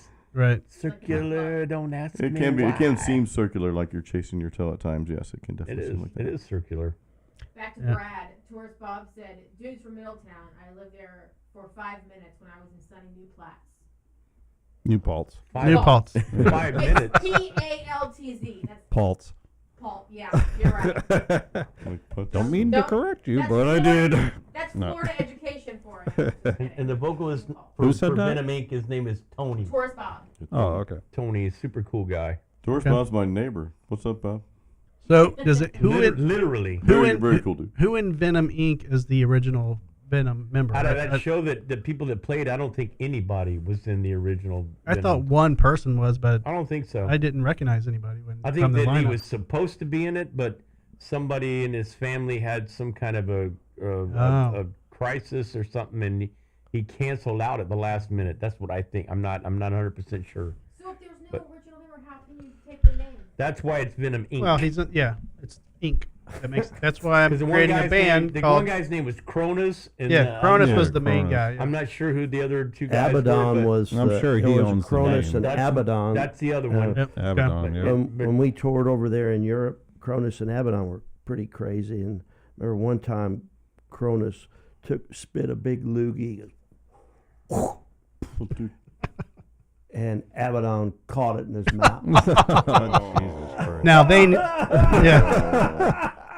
You got better tour stories than I do. Man, One time, if we that would've hung been- if that out. would've been girls- that's metal. If that had And been I- girls, they would have called it something different. But That's metal, man. I don't know. I don't know I if don't know that's if I want to metal or go not. that far. You win. You win. dude. Can we mail them the butt plug? I'm out. Yeah, you should. Tapping Yeah. out. I was like, there's literally only one thing to beat that. It's like if we were doing the same thing with butt plugs, like you squeeze it out and it flies through the air, and someone else catches it with, the- Right. Narrow butt. Yeah. Yeah. No. Can you imagine the cartoon with that? Didn't Wendy O. Williams do Cannot. that with a ping pong ball? I don't Two know. There's guys, one plug. There's a few videos out two there. guys. That's all I remember. She came to our show when we opened up for Slayer at L'Amour's No shit. 1985. Dude. Really? Wendy O. Williams. And Was she doing her solo thing or was it she was plasmatic? just. Oh, came she to was just see hanging us. out? Wow. And it Wrong was in like, so many man, ways. I saw her a couple times doing her, Wow, Wendy O. what Williams what a stuff. crazy show. Yeah. She was Get on nuts. top of that school bus and Yeah. wow. She was with the chainsaw ripping up TVs Yeah, and all that dude. shit. Yeah, she had a good band when I saw her. It was Wow. really good. They had a Opening lot for of. Slayer. Yeah, we opened Yeah. up for Slayer 1985 in God New York damn it. City. Ben, I love you. L'Amour's. Where was L'Amour's in the Bronx? So crazy. Yeah. I played L'Amour's a few times, man. Yeah, that was That place was awesome, man. It was yeah. like one big sausage party. That's metal. Right? Every time I was there, 99% guys. yeah, every time I was at L'Amour's in New York, it was the same. And they used to have a guy that announced the shows for like the following weeks coming up, and he was like, "Next week at L'Amour," and it was always the same bands. Next week at L'Amour's, Anthrax, DRI. with Overkill, and DRI. Next week is Anthrax. Like Anthrax was like that open. But yeah, I saw Megadeth there with Possessed. And I Wow. played there with Candiria. That was a badass club. Yeah, I love L'Amour's. Can It I was say awesome. something kind of blasphemous? The big four, I always thought that maybe it shouldn't be Anthrax, but maybe Testament instead. You know what? I agree. Yeah, I agree with you. Testament's awesome. They probably deserved it. Yeah. Yeah. And honestly, it should be more than that because I think Exodus should have been on there as well. Very good point, dude. Very And, good point. Yeah. And, if you're Who going to were do the that, big four is Slayer. Metallica, Anthrax, and Megadeth. Oh, okay, yeah. But I would add Testament and Exodus to that Yeah, certainly. because they were all blowing up. Who would you at take the Yeah. time. off? Pardon me? Who would you take off? If I had to take one off, Anthrax. Anthrax Yeah, for sure. that's what I was yeah. thinking Yeah. too. The Yeah. other one. Nothing against Anthrax, but The other one. The other one. if we had yeah. Exodus and Testament, so if you had Exodus and Testament, who would you take off of that? Yeah. Oh, I'd take off and Ooh, you bastard. that's that. I don't like the way you play this game. This is a video all on its own right here, man. This tough one discussion. there, ain't it? Oh my God, yeah. Curious Bob Yeah. says he I'd tried to take call. Megadeth. Oh, I may have missed it. It's on silent, but I have to see it ring. I don't see. I'd that's take so Megadeth. Weird. Like my comments aren't. Yeah, I would- Would you take off I'm Megadeth? going to tell him to try again. Yeah. Now I might would take off modern day Metallica, but that's not Well, relevant. no, because you're looking at them. No, at back that then, time yeah, at that period. time period, yeah. It's definitely Metallica They started the whole thing. and I think. Slayer. Definitely those two. I mean, I saw them with Motorhead, that Clash of the Titans tour. I love Slayer, man. But it was like Motorhead had to cancel because Lemmy broke his ankle, and this band Oh. came on and played. And no one knew who it was, and I thought they were amazing. It was Alice in Chains, Wow, dude. And, Wow. and literally no one knew who Alice in Chains was. They literally got thrown into the fire on that. But they were, obviously probably one of my favorite grunge Yeah. bands ever. Did they Alice in do Chains- good? Pardon me? Did they do good? They were, because I sat there and my friends, of course my friends were pissed. They were like, "Oh man, where's Motorhead?" Blah blah blah. I'm like, listen to these dudes. Mm-hmm. I was like, this band is fucking awesome, man. And But yeah, like half the crowd wasn't into because they wanted to see Motorhead. They want to see. It's hard to get rid of Motorhead. No, Yeah, for sure. Like, every time I see him, I got to play with Motorhead. I did too. Wow, dude. Yeah, Wow. it was an improv gig. I played with Bobby Gustafson from Overkill. Man. He got a band right Bobby. after Overkill called Eye for an Eye, and I got on the gig with my band I had at the time. Wow. And as soon as we got done playing, it was like literally like a movie. I'm sitting there, I'm backstage, and I see this guy walking towards me with a freaking like Civil War hat on. I'm like, what the hell is this? And it's freaking Lemmy with his hand out going, you guys were really good. I'm like, Nice. holy shit. Very I'm cool. like, I'm being blessed by the Pope right now. This is awesome. And he goes, hey, can we borrow your gear? We want to play a couple songs for Bobby. I'm like, piss on it. Yeah. Go- Right, go- right. Do whatever you need Spit to a do. loogie on it and I'll catch it in my mouth. Yeah. Wow. But yeah, so Motorhead went on stage, played our gear, and did an hour set. Ain't that Crazy, cool? dude. Yeah, that That's was crazy. and then I went upstairs with him because we played this place called the Bank, and it had a upper level. And I was sitting on the couch with Lemmy drinking Jack Daniels. That's I his was favorite. sitting right there with Dee Dee next to me, and I'm just like, someone get a camera. You're right, right. Take about 10 rolls of film. I was like, holy shit. You know their beer, Doug? No, Tourist Bob's trying to call again. It's not ringing, so I don't know what number he's calling. Where'd you play with Motorhead? If you want to give The him my Banger- cell phone the number, just Banger tell him Head Festival. tell him to call my cell phone directly. 2007, and they Richard took a picture of me and Lemmy, and he had film. And when he got back in the plane, they X-rayed him because he looked, I don't know, he just Suspicious. suspicious. killed the and never got my picture with Lemmy, but I got it with Mickey D and Rudy Sarzo and Oh, wow.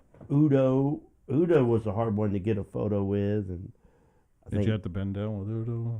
yeah, he's a little short. He's only about He's a 4'4". Him and Dio, man. I couldn't believe how short Dio was. Dio was right, about as close as I am to Doug, but Sebastian Bach was talking to him, and I didn't want to interrupt. Yeah, you know. dude. Damn. Dio's tiny. Yeah. I haven't heard He's a that small in guy. forever. This was in 2007 at the Bang Your Wow. Head Festival. We were playing that, and that was a kind of a surreal thing. They had like Nevermore, Demon, Vicious Fishes, Vicious Rumors, Vicious Rumors, yeah. and they had Dio, Twisted Sister.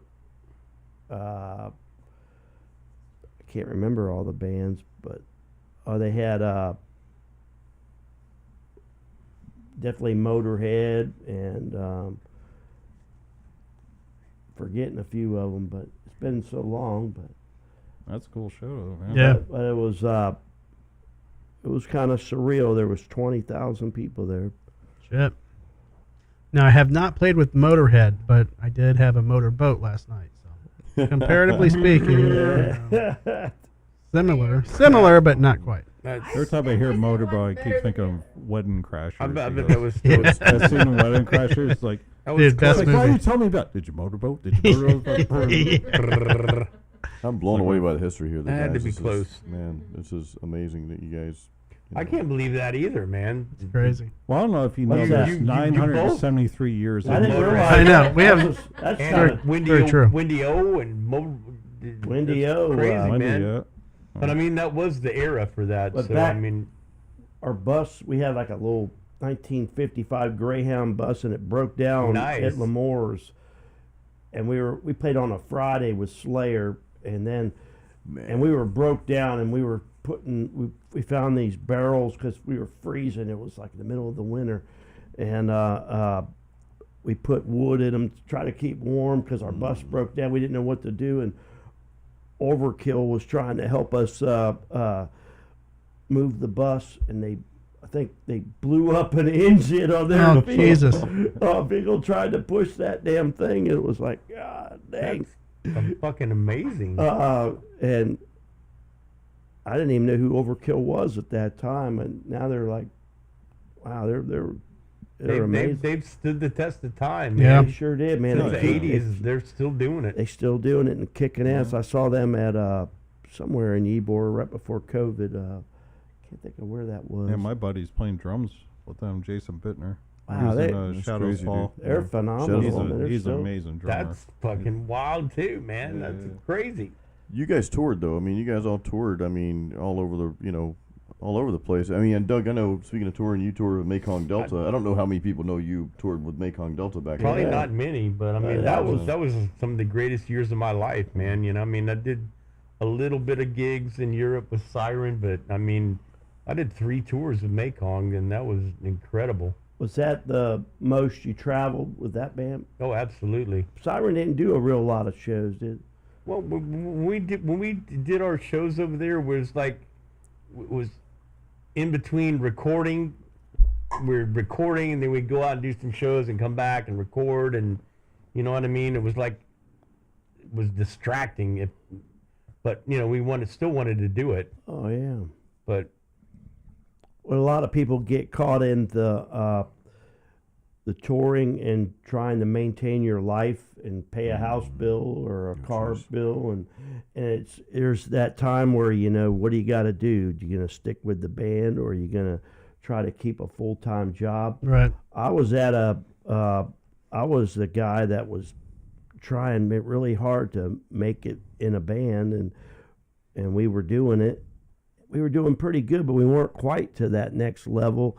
And I was working temporary service for jobs in the 80s, just to try to keep that willpower. Because when you say I got to go away for 3 weeks, job don't want to hear that. no, I work I was going to school when I was touring with Mekong, and they didn't want to hear that either. Yeah, so it's They was like, yeah, well, you're gonna have trouble coming back and getting back in school if you're leaving, and they didn't want to buy into that at all. I did a temp service too. in So New it's York. like so hard to, you got to think, all right, what is more important? But later in life, I found ways to get around. I did a courier work to where they allowed me to just travel whenever I wanted to. And I could come back and I still got a job. But for the last 13 years, all I have done is played music, and it's very fortunate to say that. It's all I've done. I don't have to no more for the man. Just No, dude, no. But boy, in the old days, I couldn't figure that out. It's like, man, you got bills to pay, so you can't. If you go away for a month, you better hope you make some money. And, Yeah. and it like wasn't always there. It's like the fucking Partridge Family, You gotta Right. you gotta commit or just or deal, I mean, I did. no choice. I sure did some real lousy jobs just to try to, for my love for music, and I think we probably all have, to tell you the honest yeah, truth. Yeah. I That's sacrificed just the way it everything. is. you sacrifice a lot for your music, man. Yeah. That's for sure. Brad, you had a time with Dimebag you were telling me about. Oh yeah. You want me to tell it? Yes. No, Tell it. I worked for Caroline Records in New York, and I'll talk about like some of the greatest years of my life. I mean, you're talking about being in touring bands, plus being in a situation like that where everybody was in a band and their different styles of music. Caroline Records at that time was that. So That's awesome. yeah, it was great. I literally when I started that job, I had 2 CDs in my collection. When I left there, I had over 5,000. Jesus. Wow. And That's vinyl crazy, and dude. just the CDs alone, it was over 5,000. Damn. Yeah, it was crazy. And that was just promo stuff. It was Right. like every week, it was like, who wants the death metal? Yep. Who wants the dark? It was great. I thought I had a lot of CDs. But yeah, I got. I miss CDs. I still have all mine. but- Yeah, I miss it all. They Man. don't take up as much I miss space as 8-track. albums. No, they don't. But But back to Dimebag. So the guy I worked with ended up working at the Roseland Ballroom in New York City, and he calls me up and he's like, "Hey, what are you doing?" I'm like, "I'm just chilling." He goes, "Why don't you come down?" He goes, "Pantera and White Zombie are playing." I'm like, "All right, down." So I went down there and he sneaks me in the side door, and we're hanging out, seeing the show, and he goes, "Hey, hang out later. It's gonna get crazy." I'm like, "All right." So I'm hanging out, place clears out. I'm standing there by the bar, and then one by one, everybody's kind of filtering out of the dressing rooms, And, you know, Phil comes out, he's kind of like a rock star, you know, whatever. And I'm just like, hey, how you doing? You know. And then all of a sudden I see Dime just run out of the dressing room, like literally running. And he runs by me, he goes, hey, what's up, dude? And I'm like, not much. And he literally comes by me, jumps over the bar, and just jumps behind the bar. And he's just like figuring out the bar. And he Becomes bartender. yeah. And he's like, what are you drinking? I'm like, whatever you're pouring, dude. And he's like, he goes, you need a black tooth. And that was the first time I ever heard that. And I'm like, I think I need a few of them, my friend. He goes, I'm like you already, man. And blah, blah. And he's doing his Dime Bonic shit. I don't know what he said after that. He was just like, blah, blah, blah, blah. And I'm like, yeah, cool, you know. So he pours me that. And I remember talking like music and gear with him. And it was like, so it was kind of like talking with these guys. It was just like, he was just one of the dudes, you know. Right. He was just really cool. And we're talking gear, and he was telling me about his Randall and, you know, the Washburn he was playing at the time. And I was talking about my gear. And literally about 5 or 6 drinks into it, I literally don't remember the rest of the night. Yeah. And I woke up in my buddy's office at the Limelight at like 9:30 in the morning. And he's lying on the couch. I'm sleeping on top of his desk. I'm just like passed out on his desk. And I was like, dude, what happened? He goes, you and Dime were like talking for you. Like you were like buddy with him all night. I don't remember any of the conversation. But every time someone asks me about that, I always say Dimebag was my favorite bartender. Right. Oh, nice. That's amazing. Yeah. So that's my Dimebag. Did he story. always play Washburn? I thought he played Dean eventually, no, right? he played Dean. He always played it. Like that iconic lightning bolt blue guitar is a Dean. Is it? Yeah, and it was one he had retrofitted with a Floyd and all that. Because I see these guys online trying to sell the Dimebag, you know, Washburn and Dimebag. Well, because he was Dean, and it's like, because Dean was out of business when he blew up with Pantera, so Washburn kind of took that over. That's why the headstock's a little different. And oh, okay. the guitar is actually different. If you ever play a Washburn compared to a Dean, it's a totally, in my opinion, a totally different instrument to like compared to the iconic ML of the Dean. But yeah, that's why everybody says that. Everybody says, oh, it's Washburn, blah blah. No, Dime always played. He had a couple Deans, and those were his main guitars. I got you. So Laura, can you grab me one? Anybody need refills? Jason? I will in a second. We got a call. Oh, we got a call. Taurus Bob. Taurus Is it? Bob, yeah. Hey, Is this Taurus Bob? yeah, it is. I finally got through to you guys. Sorry, man. The phones are jam-packed tonight. About time, Got Bob. tons of people on hold. I apologize, We're but like a bad ex-wife. first time. Is it first time, last time? What's the saying? First time caller. First long time. listener. Yeah, first time, long time. That's what it is. Yeah, first time listener, first time caller. There you go. We're gonna pin that, and that's gonna be our next tag. What's going on, brother? Not much. I just said, man, I have been listening to you guys. I had no idea there was so much kind of like metal folklore. Bro, it's crazy, right? I know. I hang out with these guys. I'm hearing stories I've never ever heard, and it's just so interesting. Yeah, I'm learning as I go as well.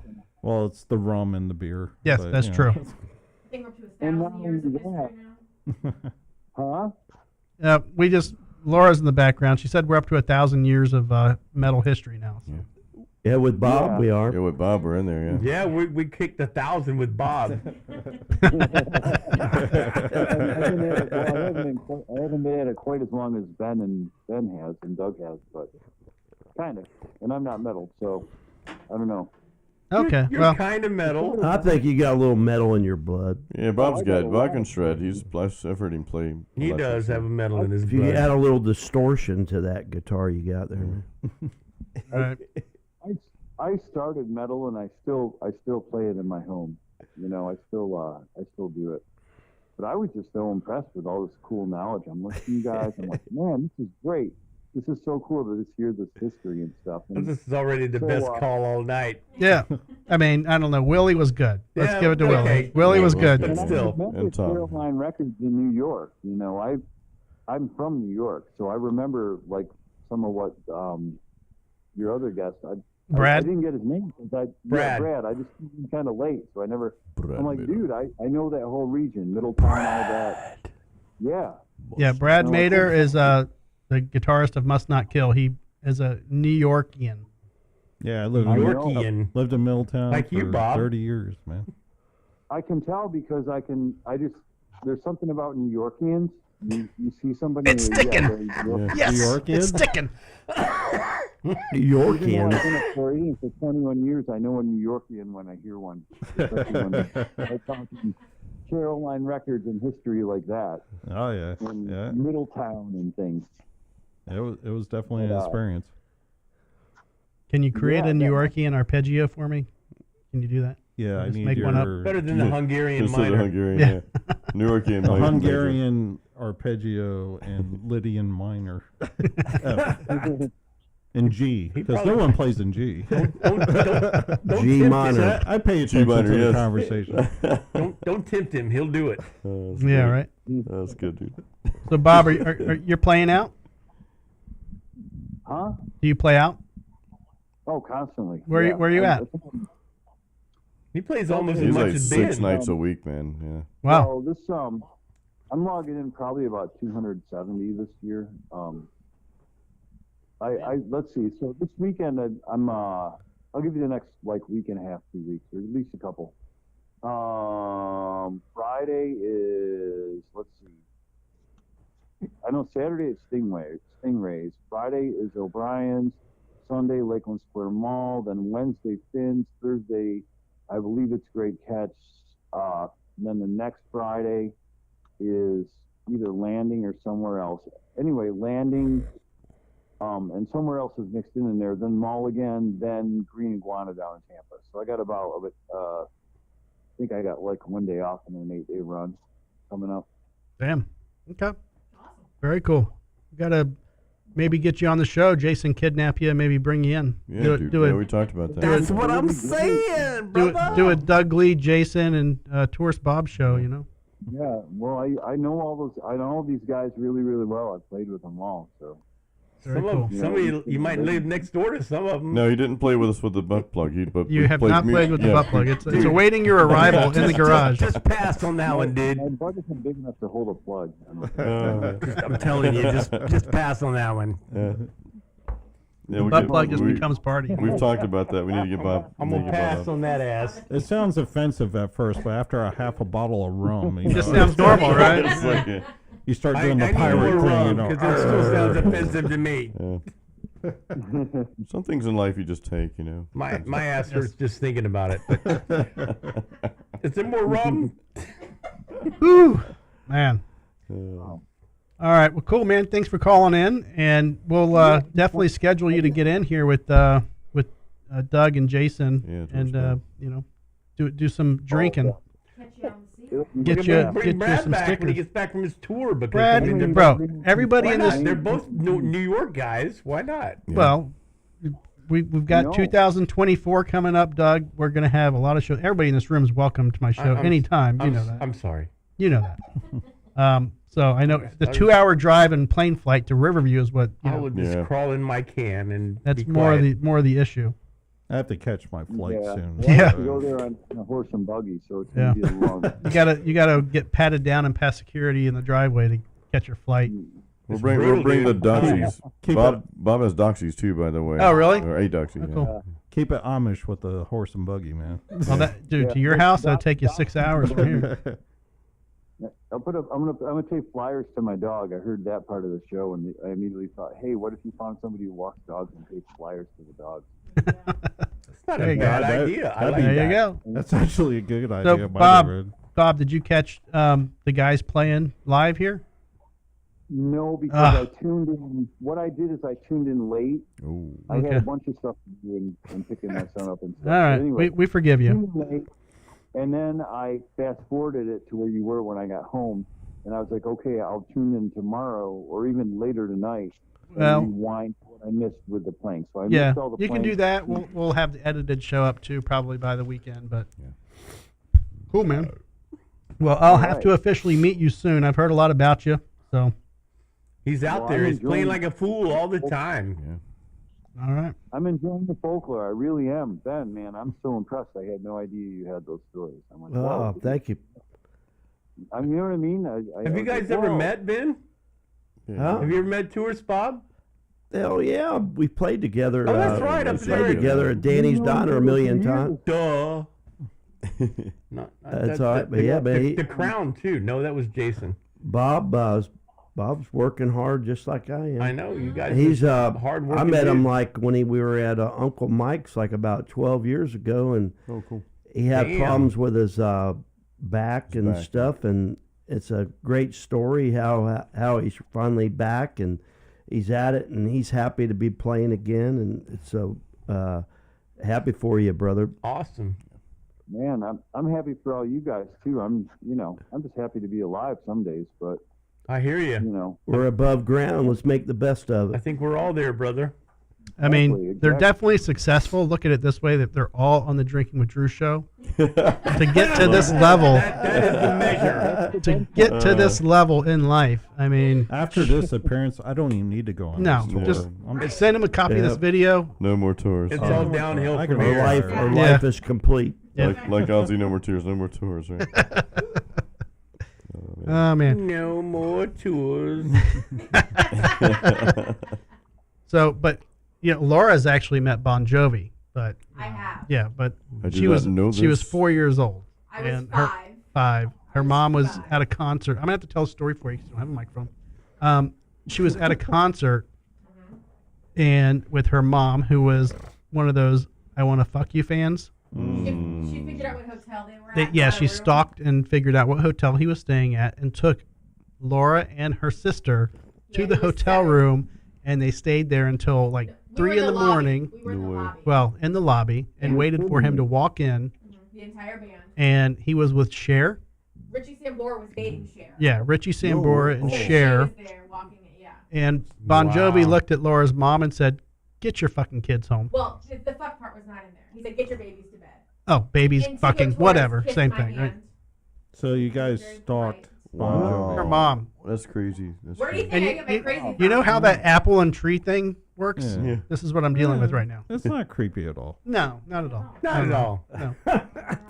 It's not hereditary. No, that's not what they say. But I'm living. Hey, Bob, good to hear from you, man. Thanks for finally getting through. Yeah, thanks we've for got calling, we've got Bob. tons of people on hold. No, you can hang out if you want. I got to take a piss. Who's hanging out? Who's heading out? I got to take a leak. So who's going to take over the show? Are we hanging out, having more shrimp and hot dogs? What's going on? I say we go have a stogie and some wieners. Well, Yeah, let's have another wiener. you have a wiener? Okay. Wieners. You going to hang out and have a cigar with me, Doug? I mean, if the lady is saying wieners and cigars, I mean, who am I to deny that? That's my Okay. man. So I mean, Ben and I could talk more, but then it'd be another hour. that would be another hour. Yeah. You guys got some story. I had no idea. Good Bob, story. so we'll get you on the show, man. Hit Jason or Doug up I or tell both. you what, Bob's got some stories too. Now, I mean, come on, he's been out there for a while. I'm sure. Let's get him in the studio. Let's yap it up. Have some drinks. Get him a T-shirt.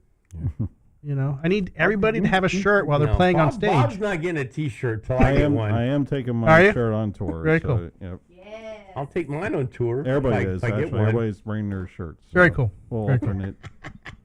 Yeah, dude. I mean, I liked the fact that you guys played the show or played the song on during the show was awesome. I expected it to be like a warm up song, but to actually include it in the set was like an extra benefit. That was very cool.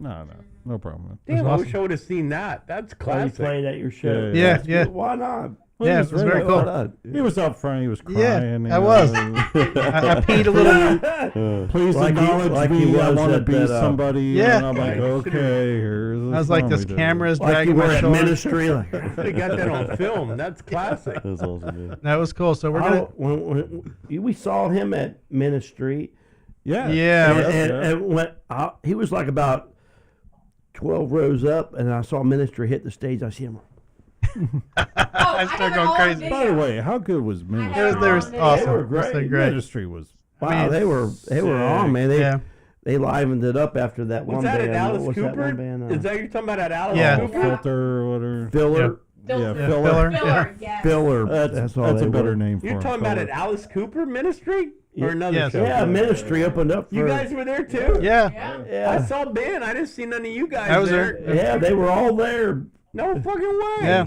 She was a couple rows up. I was in Get front the of. I don't fuck know where outta you were. here. Yeah, they were there. Yeah. That was I ran a into great them. fucking concert, man. That Oh, was, it was awesome, man. Yeah, we Yeah, were. it was The good. Favorite was great. visuals were just mind blowing. Yeah.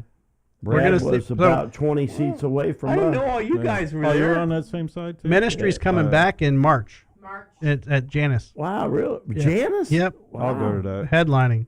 Tickets are Wow. like $40. Yeah. I hope they have more than one It's shirt. gonna sell out. Trust me. I bet they They only have better one show shirt. in their headlining than they did in there. No, I bet. They didn't get to How play many that long at Janice all. holds? About Right. 1,500. Yeah. Yeah, Yeah, probably. Maybe. It's gonna sell out. Definitely. I like They'll to play bring that Janice. many. I never played That'd Janice. be cool. I like to. That's almost seems like it's too small Is for 'em. anybody going to see Exodus? When are they What's that? playing? It's like it's coming up for the end of the year, I think. Wow. That's a Janice too. Really? There's like a bunch of bands, but I think Exodus is the only one that I'm Their really new would album like is to see. awesome. Yeah. That Persona non grata. That is sick. There's one story I forgot to say is like the second show Gardy Lou got to do. It was a metal fest in Orlando, and the headliner was Pantera. Well, get the fuck And out. right before that was Deicide, and we were the band right before Deicide. It's only our second show. I don't know how the Awesome. heck we got on that, but it was like, I guess from our history, they said, all right, man, we'll get them on there. And it's like, and there's Dimebag back there. And, you know, it's like, Didn't we play Sun and Steel Festival? yeah, we did. Yeah, we that's did. right.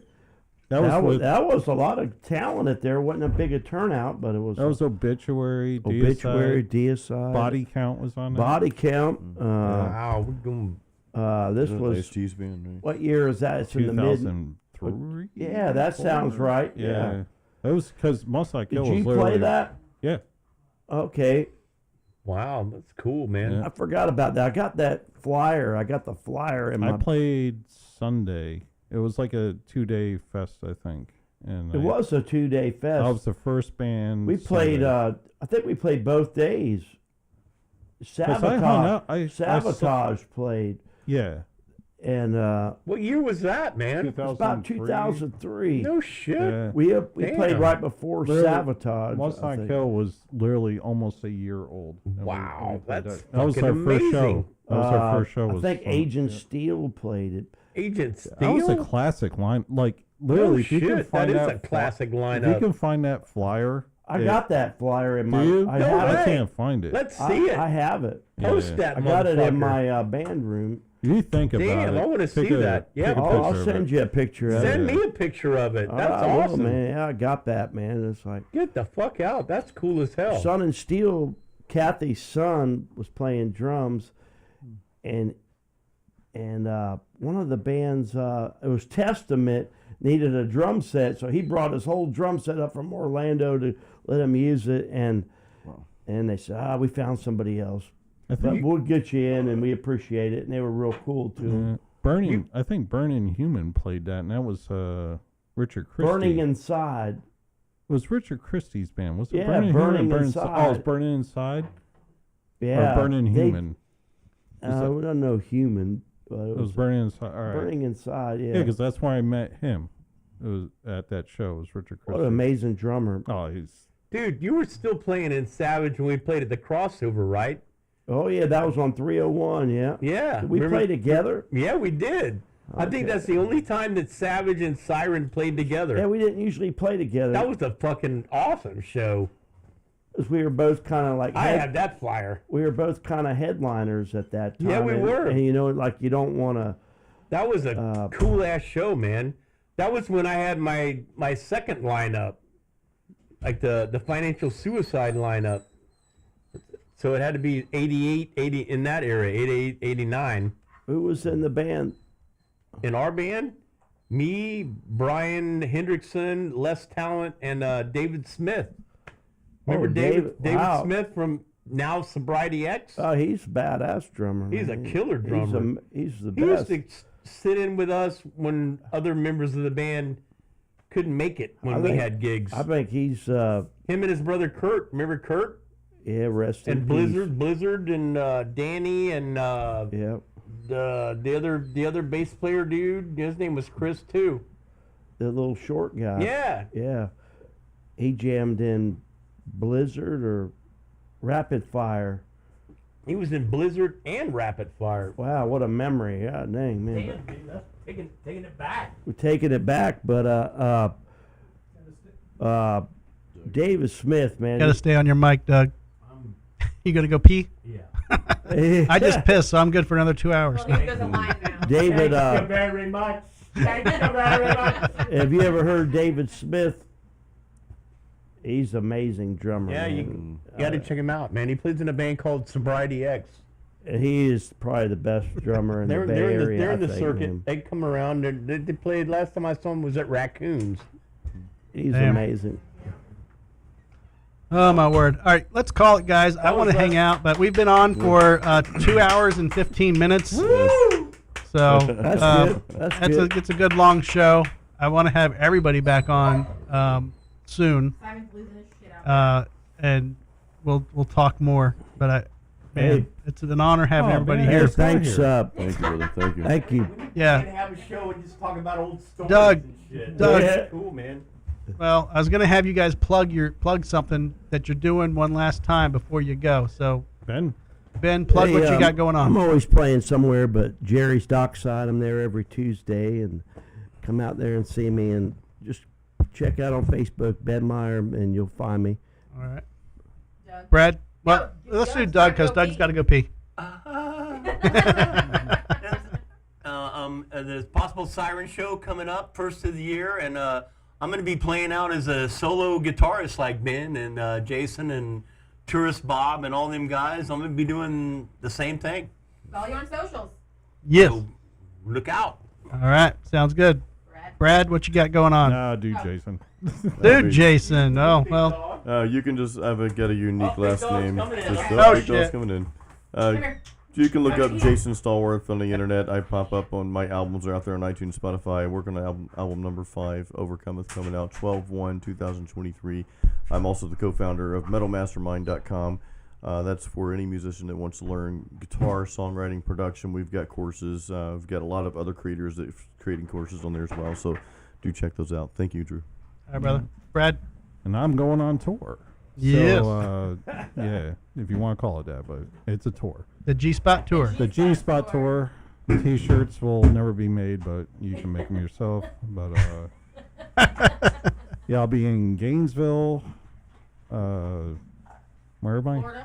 Florida. Gainesville, Florida. The G-Spot. It's all the G-spots. I don't remember where it was. No, this rum is really good. It is good, isn't it? Yeah, I know. Gainesville, Florida this Saturday. I'll be in Gainesville, Georgia on Sunday, and in Greensville, South Carolina on Monday.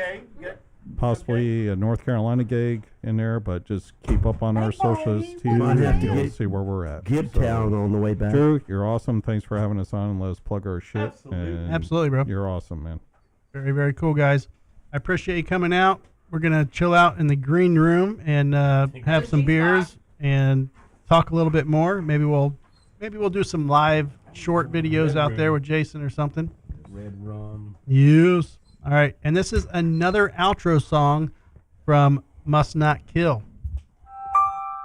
I don't know what that was, but thanks for hanging out, guys. I did not write that.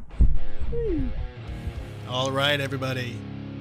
This has been another episode of the Drinking with Drew show. Stay tuned for more uploads, more shows. Follow us on Instagram, Twitter, Facebook, Humble Social, all the socials. Our live shows are Tuesday at 6:30 Eastern Standard Time. Feel free to check us out live. You can call into the show and be a part of it. See you soon.